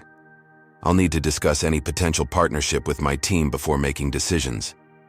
The exchange highlighted an important shift. Marcus was no longer the supplicant seeking approval or acceptance. The exposure of SkyGlobal's discriminatory practices and retaliatory campaign had changed the power dynamics, placing him in a position to set terms rather than accept them. This transformation extended beyond business relationships. Media outlets that had initially framed the incident as a dispute or misunderstanding were now requesting interviews with Marcus about systemic racism in corporate America. Organizations that had remained silent were suddenly eager to align themselves with his stand against discrimination.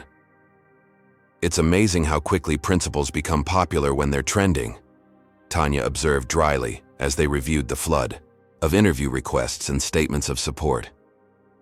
"True," Marcus acknowledged, "but I'll take opportunistic allies over active opponents if it helps create change."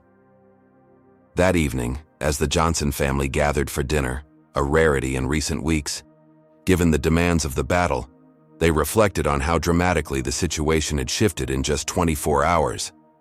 "Did you see Hamilton's company stock drop too?" Zoe reported, having monitored the financial news throughout the day. "Down 17%. Apparently, investors don't like companies whose leaders orchestrate discrimination and sabotage campaigns." "His board is meeting tomorrow," Marcus added. "Rumor has it they're discussing his future with the company." Malcolm looked up from his plate. "So you won?" Marcus considered the question carefully. "I wouldn't say that yet. Exposing wrongdoing isn't the same as creating lasting change. SkyGlobal hasn't implemented new policies or held anyone accountable. Hamilton hasn't faced real consequences beyond financial losses. We've gained momentum, but the fight continues." "But people are listening now," Tanya pointed out. "That's significant." She was right. The conversation about discrimination in travel and corporate accountability had expanded far beyond one incident on one flight. People were sharing stories that had previously gone untold, creating a collective testimony that was harder to dismiss than individual complaints. The following morning brought news that SkyGlobal's largest institutional shareholders had requested an emergency meeting with the company's board of directors. By afternoon, Business news channels were reporting that CEO Thomas Wilson had been summoned to explain both the discriminatory practices and the subsequent cover-up efforts. When Marcus arrived at Innovate Tech's offices, he found the atmosphere transformed from the tense, uncertain environment of recent weeks. Employees greeted him with renewed confidence and pride. The company that had been under siege was now being recognized for standing firm against corporate bullying and discrimination. Aisha met him with more encouraging news.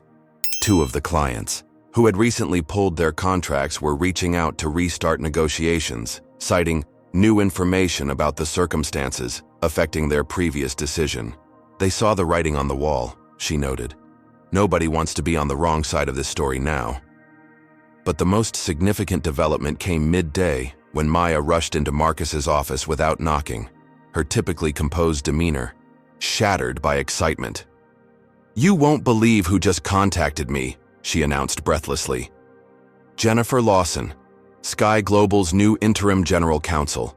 Apparently, their board put Wilson on administrative leave this morning and is cleaning house. She wants to discuss settlement terms." "What are they offering?" Marcus asked, careful not to reveal too much emotion. "That's the thing," Maya replied, barely containing her satisfaction. "They're not dictating terms this time. They're asking what it would take to resolve this to your satisfaction. They're actually scared." The shift was seismic. The corporation that had dismissed Marcus's experience, threatened him with legal action, and orchestrated a campaign to destroy his company was now approaching with hat in hand, seeking terms. "Tell her I'll need to consider what appropriate resolution looks like," Marcus instructed. "This isn't just about compensation anymore. It's about systemic change within their organization." As Maya left to relay the message, Marcus turned to Aisha. "What do you think meaningful resolution looks like in this case?" She didn't hesitate. "Comprehensive anti-discrimination training for all customer-facing staff. Independent auditing of passenger complaints with transparent reporting. Disciplinary action for everyone involved in both the original incident and the retaliation campaign. And yes, substantial financial penalties to ensure the lesson sticks." Marcus nodded in agreement. "Plus a public acknowledgement of wrongdoing and commitment to change. No confidentiality agreements or NDAs." "They'll fight that last part hard," Aisha predicted. "Admitting fault publicly opens them to other lawsuits." "That's exactly why it's necessary," Marcus countered. "If there are other victims, they deserve justice too." The negotiations with SkyGlobal's new leadership team began the following day and stretched over a week of intense discussions. As Aisha had predicted, the airline resisted public acknowledgement of wrongdoing, offering increasingly large financial settlements in exchange for confidentiality. Marcus remained firm. Accountability requires transparency. Private payments don't create public change. His stance was strengthened by continuing revelations. Catherine Reynolds published a follow-up investigation revealing that SkyGlobal had settled at least 23 discrimination complaints over the past 5 years, all with strict confidentiality provisions that prevented victims from sharing their experiences. The pattern of silencing victims through financial settlements and NDAs had allowed the airline to maintain discriminatory practices without public accountability. Exactly what Marcus was refusing to perpetuate with his own case. The breakthrough came when SkyGlobal's board, facing mounting shareholder pressure and continuous negative publicity, replaced their negotiating team with representatives more amenable to substantive reform. The new team arrived with a different approach. "We recognize that no financial settlement alone can address the systemic issues this situation has revealed," the new lead negotiator acknowledged in their first meeting. "Our board has authorized me to discuss comprehensive policy changes alongside appropriate compensation." For the first time, Marcus felt he was being heard not just as an individual complainant, but as an advocate for broader change. The conversation shifted from damage control to genuine reform, exactly what he had been seeking from the beginning. The final agreement, reached after 3 more days of negotiation, included everything Marcus and his team had prioritized. 1. Comprehensive anti-discrimination training for all SkyGlobal employees, developed in consultation with civil rights experts. 2.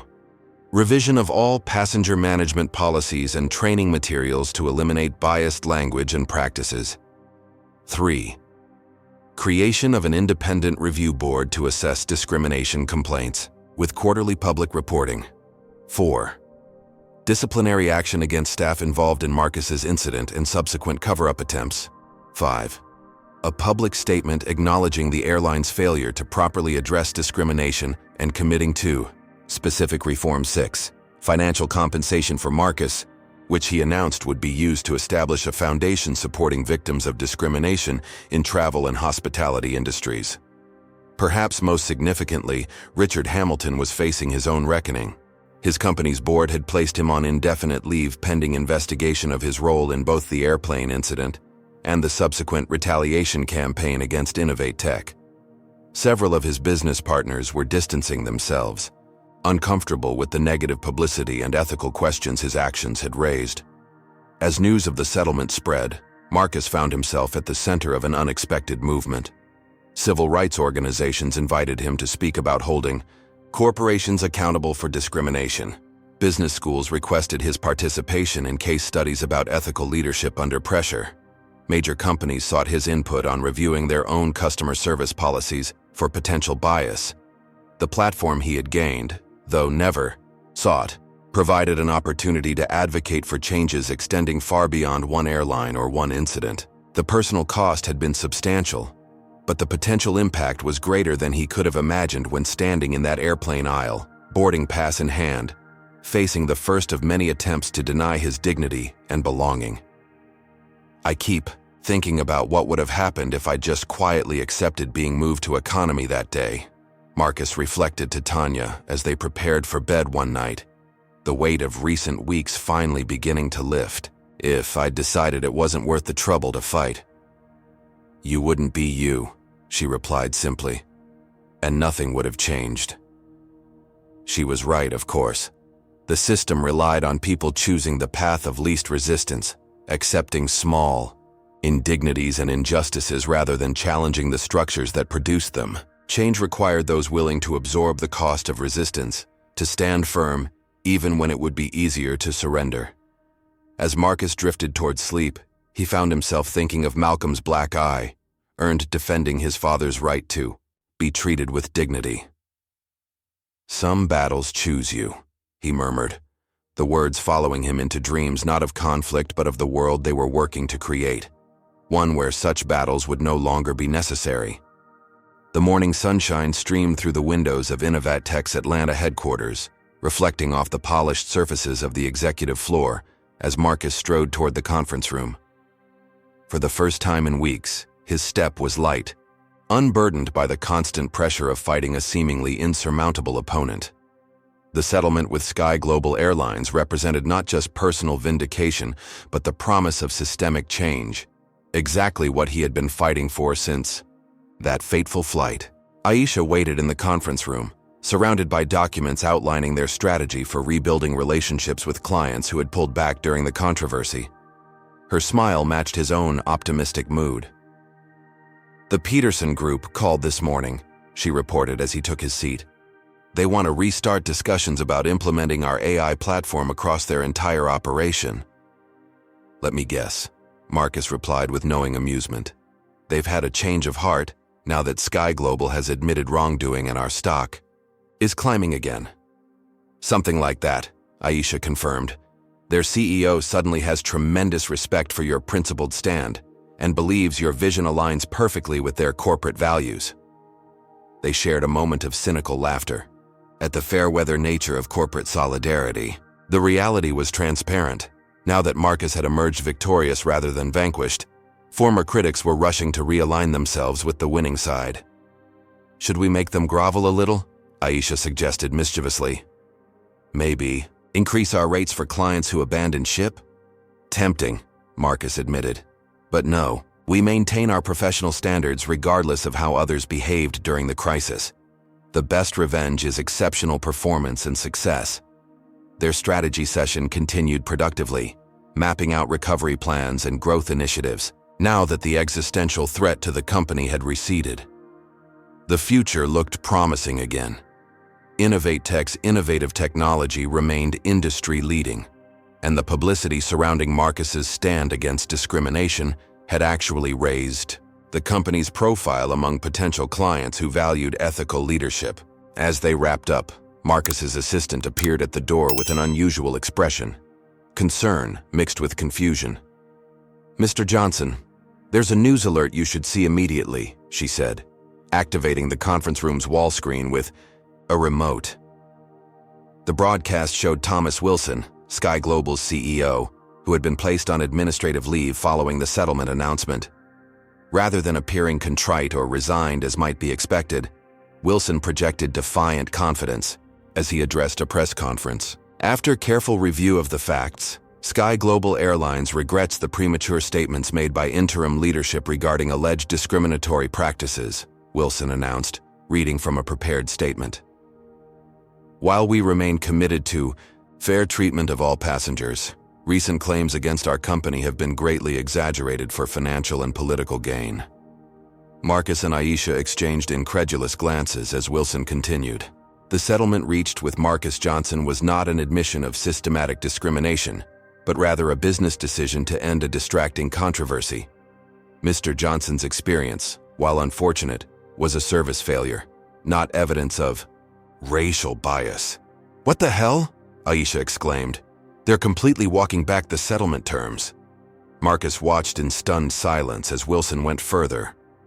"I have resumed my duties as CEO with the full support of our board, committed to protecting SkyGlobal's reputation against unfounded accusations. Our internal investigation has found no evidence of the discriminatory training practices alleged in recent media reports." The press conference concluded with Wilson announcing a defamation lawsuit against parties who have damaged our company's reputation through false claims, an obvious reference to Marcus, Catherine Reynolds, and possibly Trevor Parker and other whistleblowers. As the broadcast ended, Marcus's phone erupted with notifications, messages from Maya, Dr. Carter, board members and journalists seeking comment on this unexpected development. "How is this possible?" Aisha demanded, already typing furiously on her tablet. The settlement had clear terms acknowledging discriminatory practices. They can't just pretend it didn't happen. Marcus was asking himself the same question. The agreement they had negotiated had been clear and specific, with SkyGlobal committing to concrete actions to address discrimination. Yet here was Wilson, supposedly removed from leadership, not only back in charge but actively undermining everything they had achieved. Maya arrived minutes later, breathless and clutching legal documents. The SkyGlobal board vote was reversed, she explained without preamble. Hamilton pulled strings with major shareholders. They called an emergency meeting last night and reinstated Wilson by a narrow margin. "Can they legally repudiate a settlement they've already agreed to?" Marcus asked. "Not without consequences," Maya replied. "But they're clearly betting that a protracted legal battle will exhaust our resources and resolve. They're going back to their original strategy, make fighting them so costly that you'll eventually give up." Marcus absorbed this information with growing anger. Just when it seemed the battle was won, the opposition had regrouped and launched a counter-offensive. The brief period of vindication was evaporating, replaced by the prospect of an even more challenging fight ahead. "There's more," Maya continued grimly. "Hamilton has filed a personal defamation lawsuit against you, claiming you falsely accused him of racial discrimination and corporate sabotage. He's seeking $20 million in damages." The escalation was breathtaking in its audacity. After orchestrating discrimination and a retaliatory campaign against InnovateTech, Hamilton was now positioning himself as the victim, using the legal system as a weapon to silence Marcus. "They're not just fighting back," Aisha observed, scrolling through news updates on her tablet. "They're trying to rewrite the entire narrative. Look at this." She turned the screen toward Marcus, showing a business news site with the headline, "Aviation Industry Expert Questions Johnson's Account of SkyGlobal Incident." The article quoted an anonymous senior airline consultant, suggesting that Marcus had been argumentative and disruptive on the flight, necessitating his relocation to economy class. "They're going full scorched earth," Maya concluded. "Attacking your credibility," questioning your motives and trying to frame you as the aggressor rather than the victim. Marcus leaned back in his chair, processing the dramatic reversal of fortunes. After weeks of struggle leading to what had seemed like meaningful victory, they were now facing an even more aggressive opposition, determined to discredit everything they had accomplished. "What about Catherine Reynolds' reporting?" he asked. "The leaked documents proving discrimination? The whistleblower testimonies?"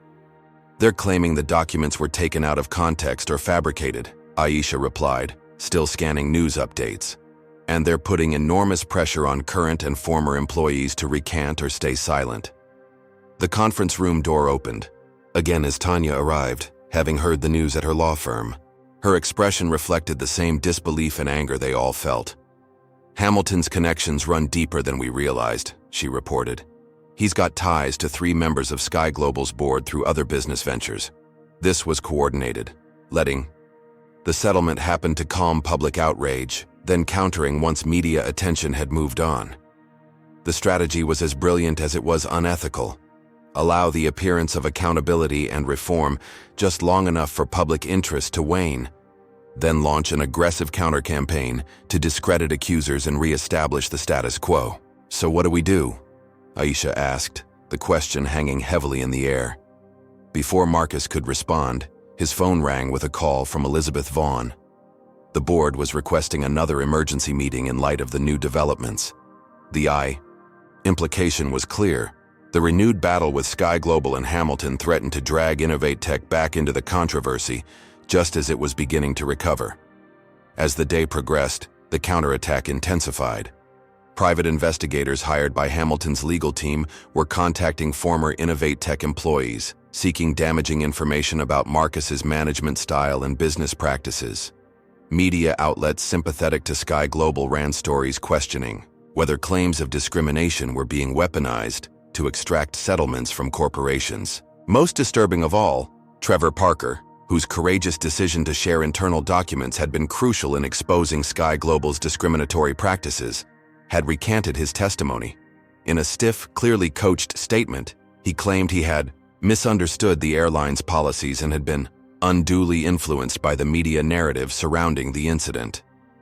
"They got to him," Maya concluded after watching Parker's statement. "Probably threatened his future employment prospects in the industry." By the time the Innovate Tech board convened late that afternoon, the situation had deteriorated further. Hamilton's legal team had filed motions to freeze certain company assets pending resolution of his defamation claim. 2 more media outlets had run stories questioning Marcus's account of the original incident. SkyGlobal had announced a new passenger respect initiative designed to demonstrate their commitment to fair treatment, a transparent attempt to appear responsive while actually denying any previous discrimination. The board meeting began with a somber assessment of these developments and their potential impact on Innovate Tech's recovery. While individual members expressed personal support for Marcus, the business concerns were undeniable. "These new lawsuits could take years to resolve," James Whitaker pointed out. "Even if we ultimately prevail, the ongoing litigation will continue to distract from our core business and deter potential clients and investors." Elizabeth Vaughn, though more sympathetic to Marcus's position, raised practical concerns.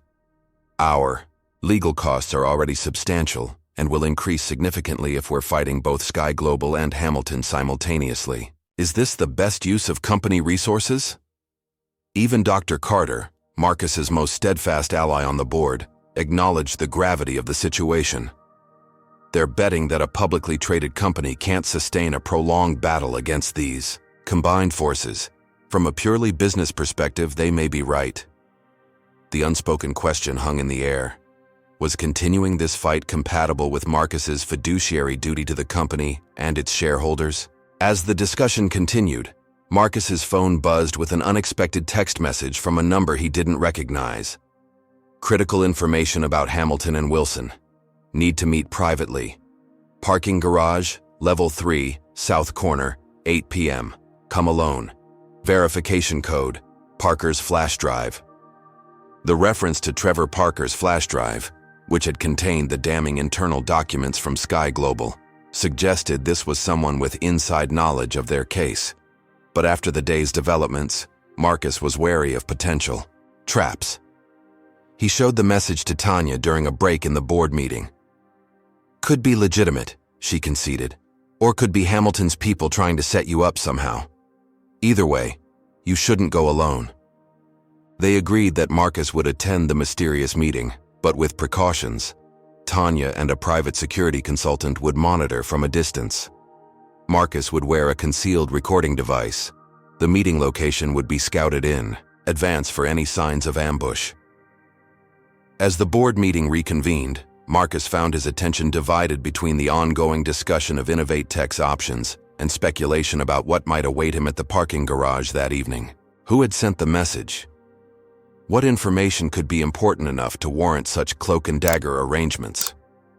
The board ultimately deferred any decisions about the company's strategy regarding the new lawsuits, acknowledging that they needed more time to assess the rapidly evolving situation. It was a temporary reprieve, but Marcus knew the questions would return, possibly with greater urgency if SkyGlobal and Hamilton's counterattack continued to gain momentum. At precisely 8 p.m., Marcus entered level 3 of the office building's parking garage, every sense heightened. The space was dimly lit and eerily quiet at this hour, most employees having departed for the day. He proceeded cautiously toward the south corner, aware of Tanya and the security consultant watching from a vehicle parked one level above. A figure emerged from behind a concrete pillar, a woman in her 50s wearing a SkyGlobal Airlines executive uniform, her face tense with anxiety. "Mr. Johnson," she greeted him quietly. "Thank you for coming. I'm Patricia Evans, Senior Vice President of Operations at SkyGlobal." Marcus recognized the name immediately. Evans was part of SkyGlobal's senior leadership team, reporting directly to Thomas Wilson. Her presence here, apparently seeking a clandestine meeting with the man her company was actively suing, was extraordinary. "Why the secrecy, Ms. Evans?" Marcus asked, maintaining a cautious distance. "Because what I'm about to share could end my career," she replied frankly. "Possibly worse, given what's at stake for the people involved." She removed a USB drive from her pocket.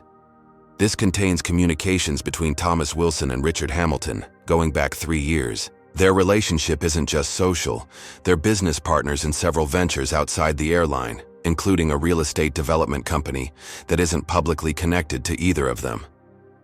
Marcus accepted the drive cautiously. "Why? Are you giving me this?" Evans's expression hardened. "Because what they're doing isn't just unethical, it's corrupt. The discrimination you experienced wasn't a training issue or a misunderstanding. It was a direct result of policies Wilson implemented to benefit Hamilton and their shared business interests." She explained that Hamilton received preferential treatment not just because of his status, but because he and Wilson had a financial arrangement. Hamilton's real estate company provided discounted properties to Wilson and other SkyGlobal executives in exchange for various perks, including guaranteed first-class upgrades regardless of availability. "When you refused to give up your seat," Evans continued, "you weren't just challenging one incident of discrimination, you were threatening a corrupt system that benefits both of them financially." The revelation placed everything in a new light. What Marcus had experienced wasn't just racial discrimination, though that was certainly a factor, but part of a broader pattern of corruption and self-dealing at the airline's highest levels. "The board doesn't know about this," Evans added, "or at least most members don't. When they authorized the settlement with you, Wilson and Hamilton began pressuring key shareholders to reverse course, using connections and financial leverage most of us didn't even know existed. Why are you risking your position to share this?" Marcus asked, still not entirely trusting her motives. Evans hesitated before answering. "I've been with SkyGlobal for 22 years. I believe in what this company could be. What Wilson and Hamilton are doing isn't just hurting people like you, it's destroying the airline from within." She gestured to the drive in his hand. "Everything's documented there. Bank transfers, property records, emails discussing how to handle your specific case." As the meeting concluded, Evans offered one final piece of information. "They're not just targeting you. They've started investigating Catherine Reynolds, looking for anything they can use to discredit her reporting. And they've threatened Trevor Parker with more than just employment blacklisting. They have something on him personally that forced his recantation. The drive Evans provided proved to be exactly what she claimed: a comprehensive record of corruption, self-dealing, and cover-up efforts extending far beyond Marcus's individual case. Working through the night with Maya and a trusted data security expert, they verified the authenticity of the documents and began mapping out their implications. By morning, they had outlined a strategy that would transform their defense against SkyGlobal and Hamilton into a counter-offensive targeting the corrupt relationship at the heart of both the original discrimination and the subsequent retaliation campaign. "This changes everything," Maya observed as they prepared for an early call with Catherine Reynolds to share the new evidence. They thought they were fighting a discrimination case they could eventually discredit.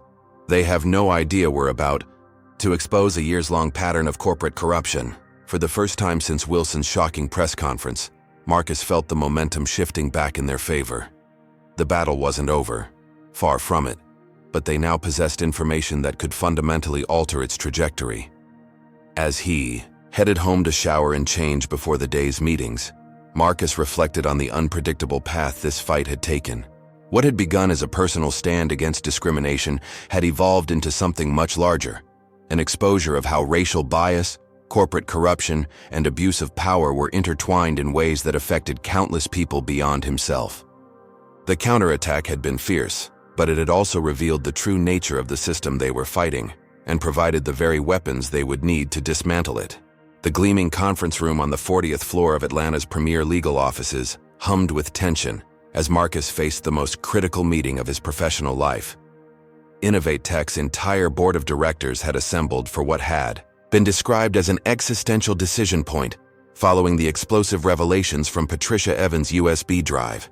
Elizabeth Vaughn called the meeting to order with uncharacteristic solemnity.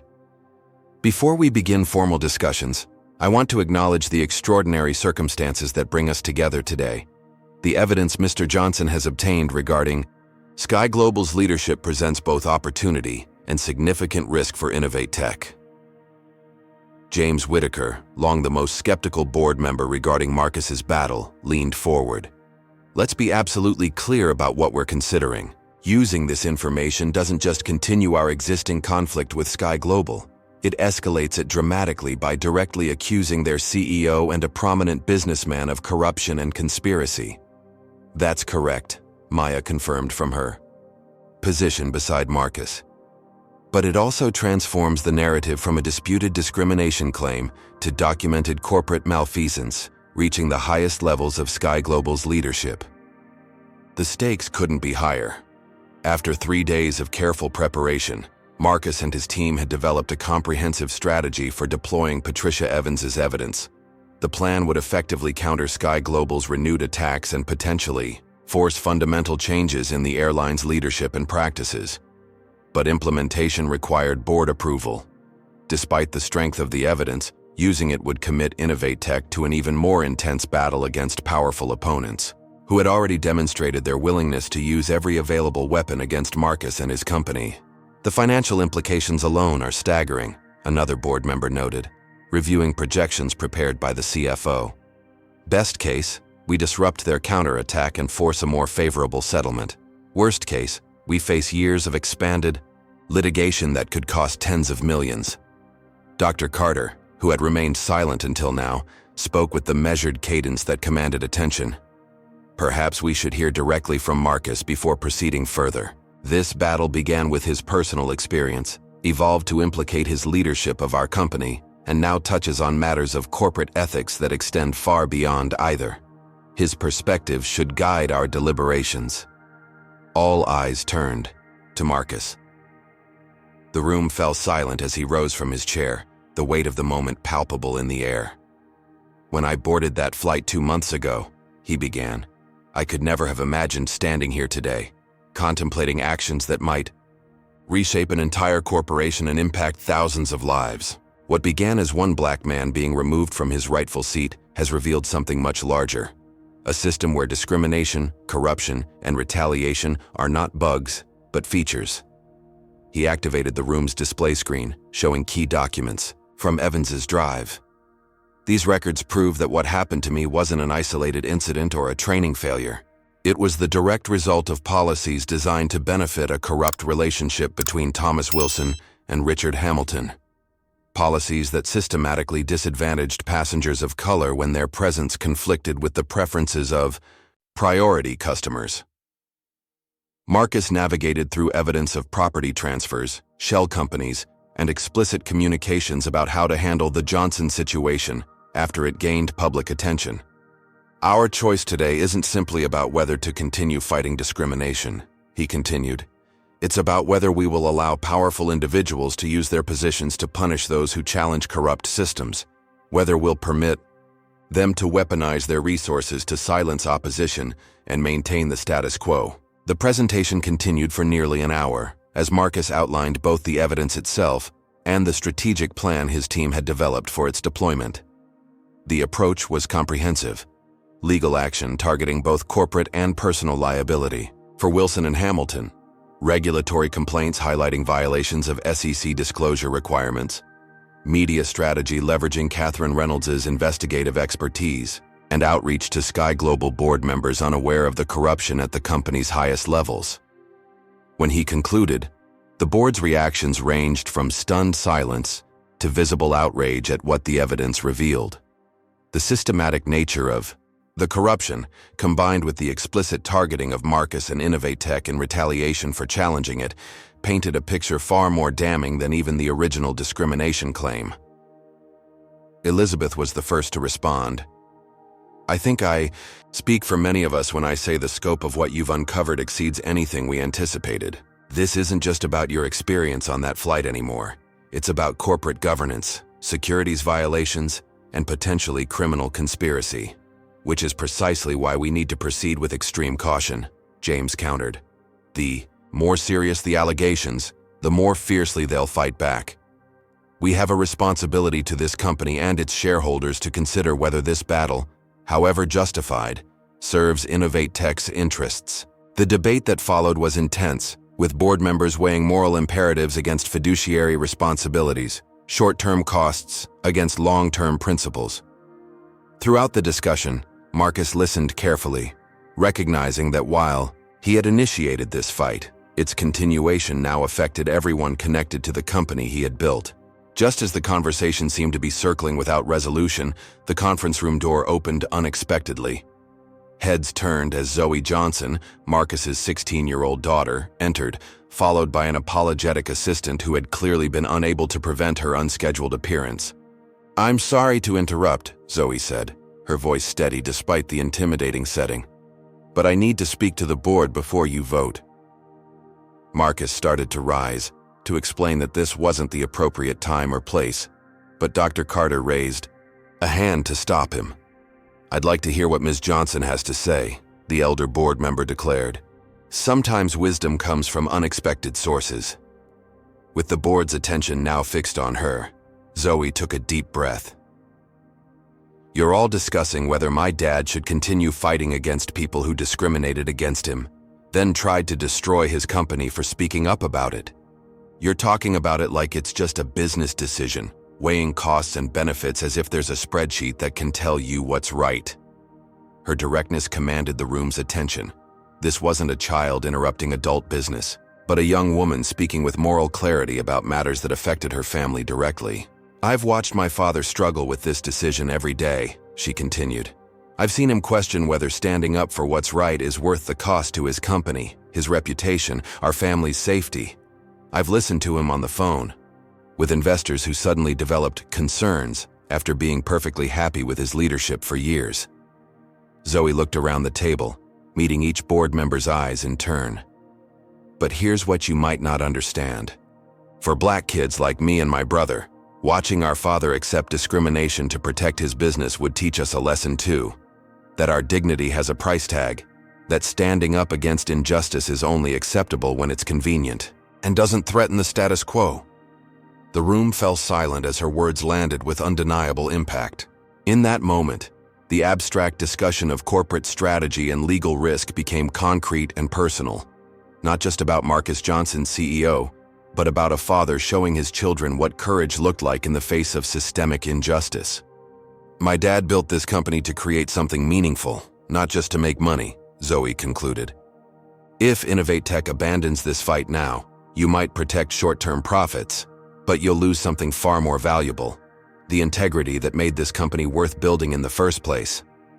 With that, she nodded respectfully to the board and turned to leave. Marcus met her eyes as she passed, his expression conveying pride beyond words. After the door closed behind her, Dr. Carter broke the silence. I believe Ms. Johnson has provided the perspective we needed. This is indeed a business decision, but one that must account for values that don't appear on balance sheets: integrity, justice, and the courage to stand against corruption even when doing so carries cost. The vote that followed was unanimous in support of Marcus's proposed strategy, a dramatic shift from the divided board that had begun the meeting. Whatever the outcome of the battle ahead, Innovate Tech would face it united behind its founders' principled stand. As board members departed, Elizabeth lingered to speak with Marcus privately.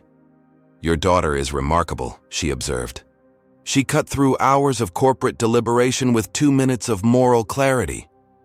She gets that from her mother, Marcus replied with a small smile. Perhaps, Elizabeth acknowledged, but she also learned it from watching you these past weeks. Whatever happens next, remember that lesson may be the most important outcome of this entire ordeal. The implementation of their strategy began immediately. Catherine Reynolds received exclusive access to key documents proving the corrupt relationship between Wilson and Hamilton, with her investigative report scheduled to publish in 48 hours.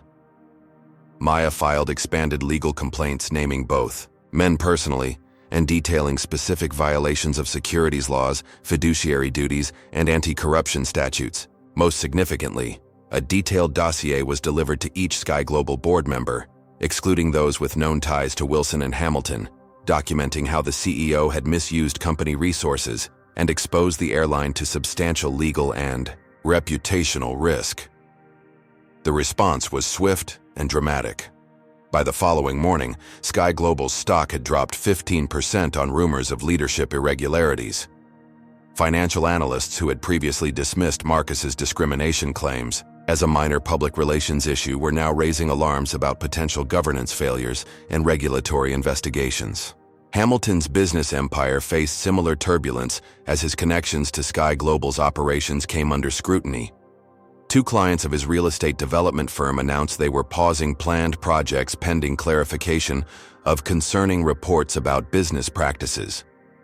The most dramatic development came that afternoon when Marcus received an unexpected call from Jennifer Lawson, the attorney who had briefly served as SkyGlobal's interim general counsel before Wilson's reinstatement. The board has called an emergency meeting, she informed him without preamble. Several members were blindsided by the evidence you provided and are demanding explanations Wilson can't provide. They've asked if you would be willing to address them directly tomorrow morning. The invitation was unprecedented, the target of ongoing litigation being asked to speak directly to the board of his corporate opponent. After consulting with Maya, Marcus agreed, recognizing the potential for resolution that would address the structural issues rather than merely settle his individual claim.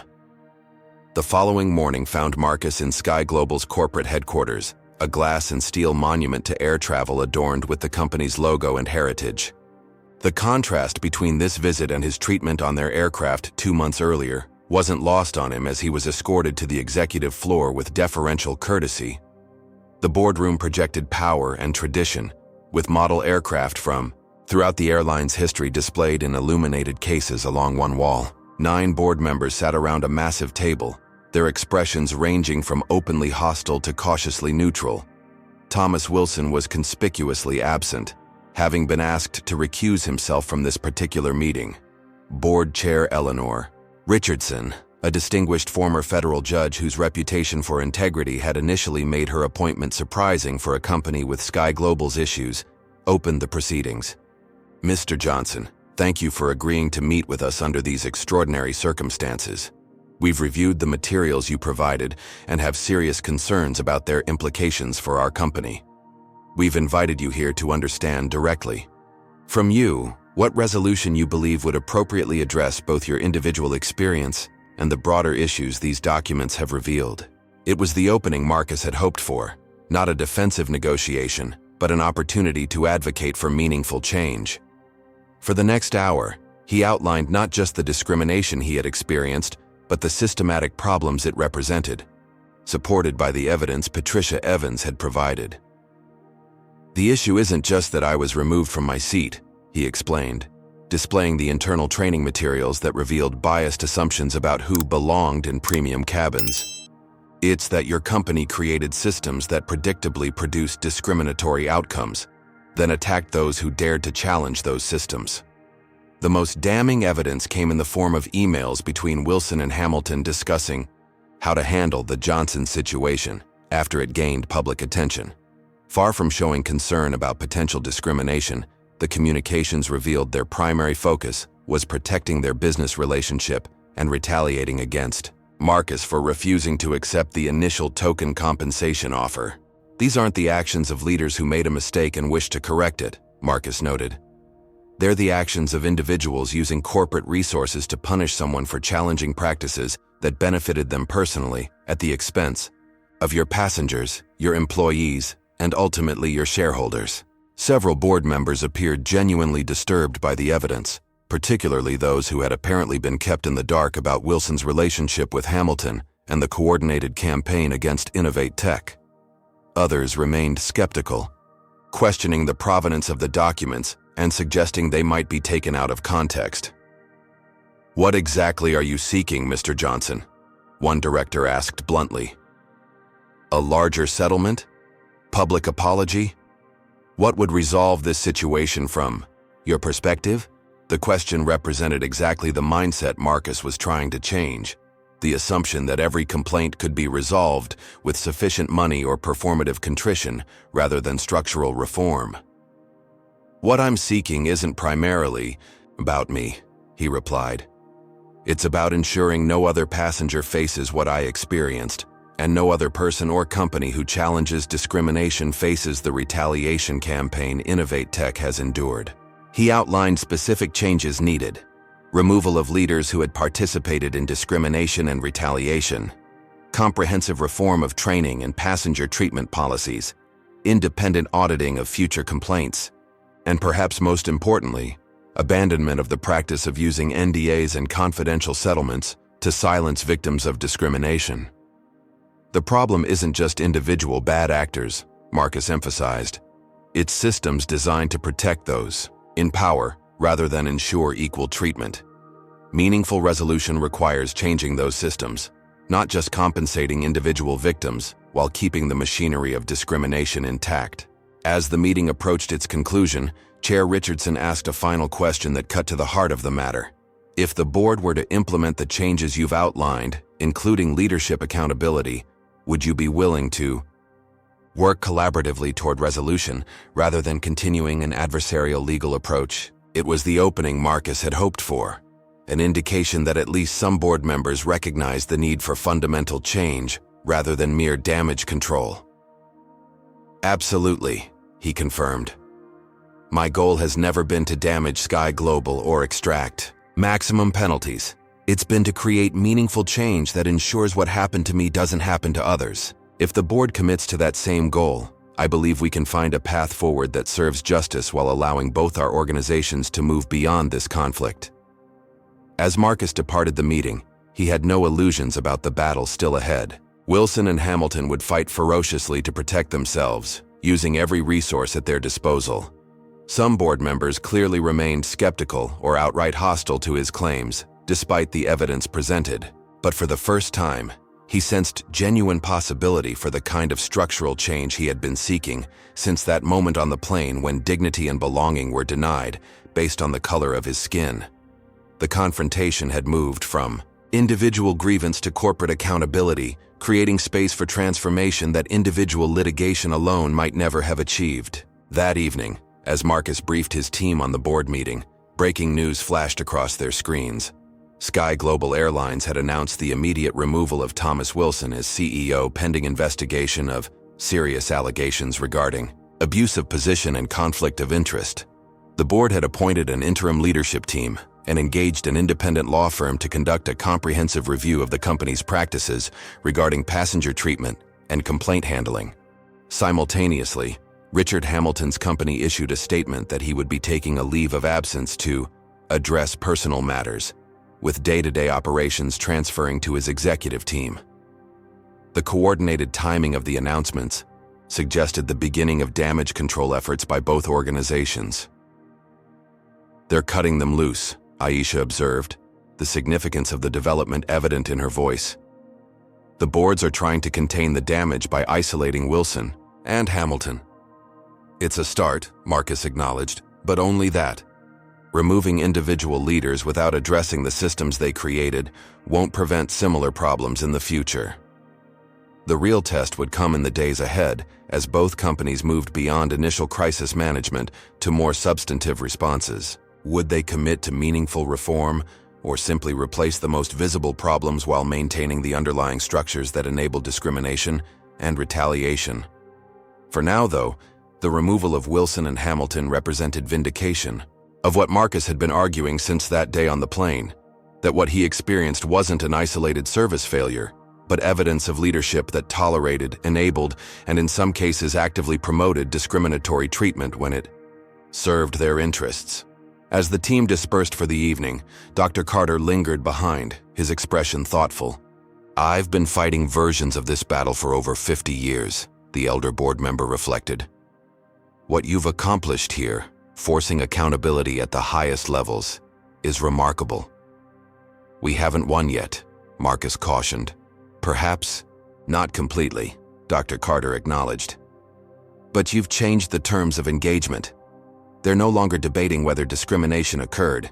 They're scrambling to contain the fallout from it being exposed. That shift alone represents significant progress." Marcus considered these words as he drove home, the Atlanta skyline illuminated against the night sky. The path forward remained uncertain, with potential for either meaningful reform or superficial changes designed primarily for public relations benefit. But one thing was clear. The confrontation had expanded beyond his individual experience to challenge the systems and structures that enabled discrimination to persist despite decades of legal prohibitions and corporate diversity statements. Whatever happened next, that expanded focus represented a victory that individual compensation or apology alone could never have achieved. The climactic confrontation wasn't over, but its nature had fundamentally changed. From one man seeking justice to a systemic challenge that neither SkyGlobal nor corporations like it could easily dismiss or deflect. The transformation represented exactly what Marcus had been fighting for since that moment in the airplane aisle when his dignity and belonging had been questioned because of the color of his skin. 1 year later, Marcus Johnson stood at the gate in Atlanta's International Terminal, boarding pass in hand for SkyGlobal Airlines Flight 1237 to San Francisco. The scene mirrored his fateful journey 12 months earlier, but almost everything else had changed. "Good morning, Mr. Johnson," the gate agent greeted him, scanning his boarding pass with professional courtesy. "Thank you for flying with us today. You're in first class, seat 3A. The simple transaction, being acknowledged, having his documentation accepted without question, proceeding to his assigned seat without challenge, represented the most basic level of dignity and respect that all passengers deserved. Yet Marcus knew better than most how easily such fundamentals could be denied based on unconscious bias or explicit discrimination. As he settled into his first-class seat, a flight attendant approached with genuine warmth. "Mr. Johnson, welcome aboard. Can I offer you a pre-departure beverage?" Marcus recognized her, Allison Davis, the crew supervisor who had threatened to remove him from the aircraft during the original incident. Her presence was no coincidence. It was part of the comprehensive settlement agreement finalized 6 months earlier after intense negotiation between Innovate Tech, SkyGlobal's new leadership, and regulatory authorities. "Sparkling water would be fine, Ms. Davis," he replied. "How has the new training program been going?" Her expression reflected both discomfort and determination, the complex emotions of someone confronting past mistakes while working toward redemption. "It's been enlightening," she admitted, "challenging but necessary." Under the settlement terms, SkyGlobal had implemented mandatory anti-bias training for all customer-facing staff, with certain employees involved in documented discrimination, incidents required to participate in more intensive programs and community engagement. Rather than being terminated, Allison and several other crew members had chosen this path to accountability and growth. "I appreciate your commitment to the process," Marcus told her sincerely. "Real change happens when people are willing to examine uncomfortable truths and adjust their perspective." The exchange represented the philosophy at the heart of the resolution Marcus had ultimately achieved, one focused not merely on punishment or compensation, but on structural reform and genuine cultural change. The journey to this moment had been neither simple nor straightforward. After the dramatic removal of Thomas Wilson and Richard Hamilton from their respective leadership positions, both companies had entered periods of intense internal examination and external pressure.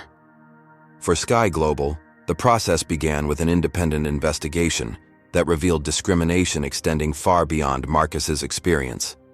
Dozens of similar incidents had been documented, but buried through confidential settlements and aggressive legal tactics designed to silence victims rather than address underlying issues. The most damning findings involved a systematic pattern of preferential treatment for certain passengers, primarily white, male, and affiliated with partner businesses, at the expense of others, with employees evaluated partly on their discretion in implementing these unwritten policies. Training materials included subtle but unmistakable guidance on identifying passengers who appear out of place in premium cabins and finding appropriate solutions when conflicts arose over limited resources. Faced with these revelations and the threat of both regulatory action and class action lawsuits from other affected passengers, SkyGlobal's board had ultimately embraced comprehensive reform rather than continued resistance. The airline appointed Mariana Rodriguez, a respected former federal judge with expertise in civil rights law, as its new CEO with a mandate to transform the company's culture and practices. Under her leadership, SkyGlobal implemented the most comprehensive anti-discrimination program in the industry, including revised training for all employees, explicitly addressing unconscious bias and emphasizing equal treatment regardless of race, gender, or other protected characteristics, independent review of passenger complaints with quarterly public reporting on resolution and patterns identified, elimination of confidential settlements for discrimination claims, replaced with transparent accountability and structural reforms, creation of a passenger advocacy office empowered to address concerns before they escalated to formal complaints, regular third-party audits using secret passengers from diverse backgrounds to test consistent application of policies and practices. Perhaps most significantly, the airline established a formal community advisory board, including civil rights leaders, travel advocates, and former discrimination complainants, with Marcus serving as inaugural chair, to provide ongoing feedback on the company's progress and challenges. For Richard Hamilton, the consequences had been equally significant. The exposure of his corrupt relationship with Wilson had triggered investigations into his broader business practices, revealing patterns of discrimination and questionable ethics extending far beyond the airline incident. Major clients had withdrawn from projects, partnerships had dissolved, and his once formidable influence had crumbled as former allies distanced themselves from the controversy. Hamilton Development Group, once among Atlanta's most prominent real estate firms, had been restructured under new leadership, with Hamilton himself relegated to minority shareholder status with no operational role. His personal lawsuit against Marcus had been not only dismissed, but deemed frivolous by the court, resulting in sanctions and payment of InnovateTech's legal costs. The experience had transformed InnovateTech as well.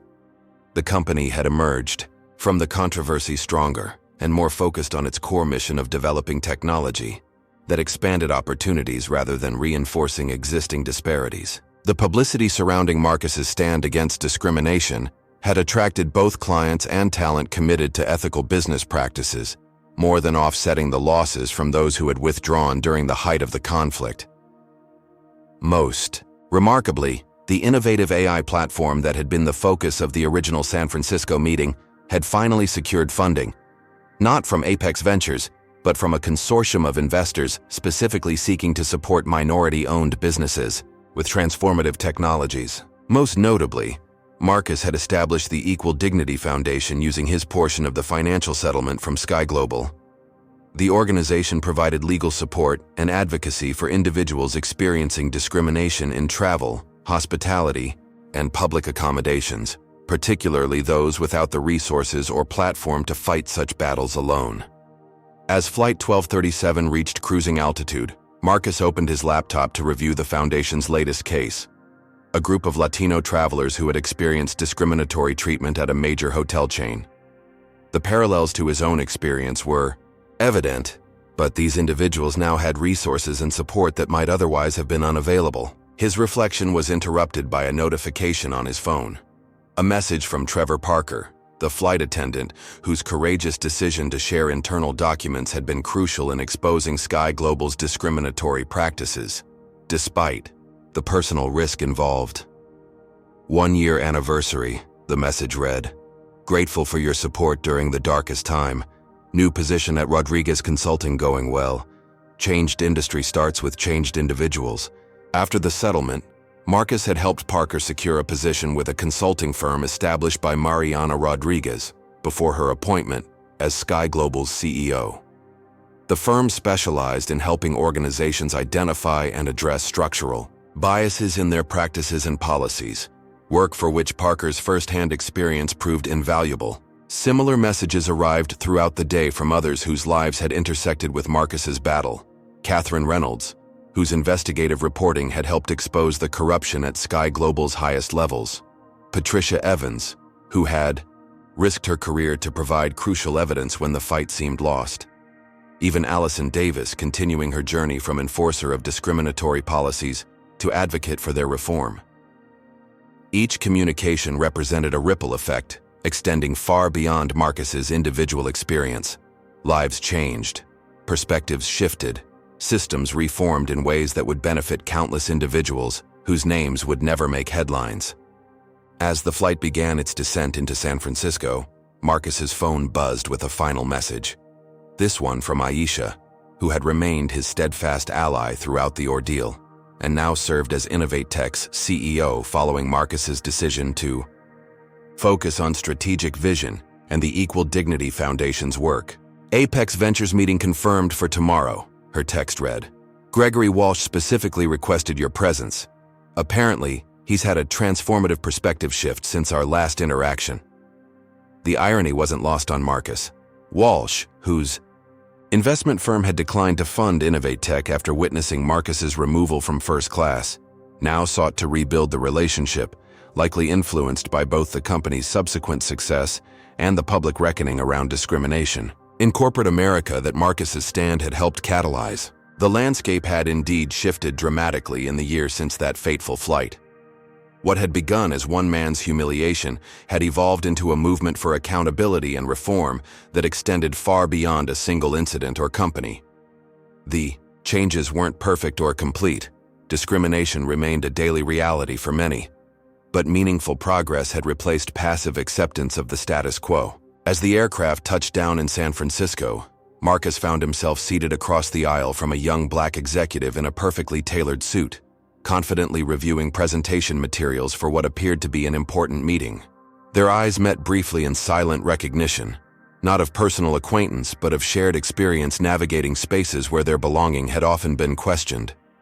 In that moment, Marcus realized that perhaps the most significant outcome of his year-long battle wasn't the policy changes, legal victories, or personal vindication, but the example it provided for others facing similar challenges.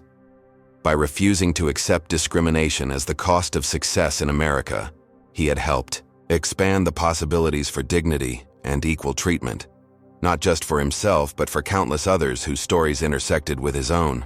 The true resolution wasn't a point in time, but an ongoing process of transformation. Individual hearts and minds, corporate policies and practices, societal expectations and norms. The work would continue long after the headlines faded and public attention shifted elsewhere. As Marcus exited the plane, he noticed a group of young flight attendants in training observing the deplaning process. Their diversity stood in stark contrast to the homogeneous crews he had encountered throughout much of his business travel career. One trainee, a young black woman with natural hair and quiet confidence, caught his eye and nodded slightly, perhaps recognizing him from media coverage or simply acknowledging a fellow traveler. In that simple exchange lay the promise of progress, not the elimination of all discrimination or the perfect resolution of complex social challenges, but the steady, determined expansion of dignity and belonging for all people, regardless of their appearance, background, or identity. Marcus returned the nod, carrying with him the knowledge that his refusal to surrender his seat, both literally and metaphorically, had contributed to creating space for others to occupy their rightful places without question or challenge. It wasn't the end of the journey, but a meaningful milestone along the path toward the more just and equitable society they continued to pursue. One seat, one policy, one transformed perspective at a time. Have you ever stood up against injustice and seen how one person's courage can create ripple effects far beyond what they imagined? This story shows how refusing to accept discrimination can lead to meaningful change that impacts countless lives. If you found Marcus's journey inspiring, please hit that like button and subscribe to hear more powerful stories of courage and transformation. Drop a comment sharing your own experience standing up for what's right, or how this story impacted you. And don't forget to share this video with someone who needs to be reminded that fighting for justice, even when it's difficult, is always worth it. Thank you for joining me on this journey. Until next time, remember that change begins with one person refusing to accept the unacceptable. Marcus Johnson's story teaches us that confronting racism requires both personal courage and strategic persistence. When faced with discrimination, the easiest path is often silence, accepting the injustice to avoid conflict and preserve comfort. Yet lasting change only comes when brave individuals refuse to accept unequal treatment, even at great personal cost. The battle against discrimination is rarely quick or simple. As Marcus discovered, systems of power protect themselves, often retaliating against those who challenge them. Success requires resilience, documentation, and building alliances with others committed to justice.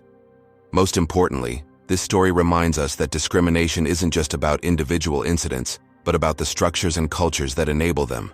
True progress comes not from punishing single actors, but from transforming the systems that allow bias to flourish. When we stand against injustice, we create possibilities not just for ourselves, but for countless others who face similar challenges. By refusing to surrender his seat, both literally and metaphorically, Marcus expanded the space for dignity and belonging for all who would come after him.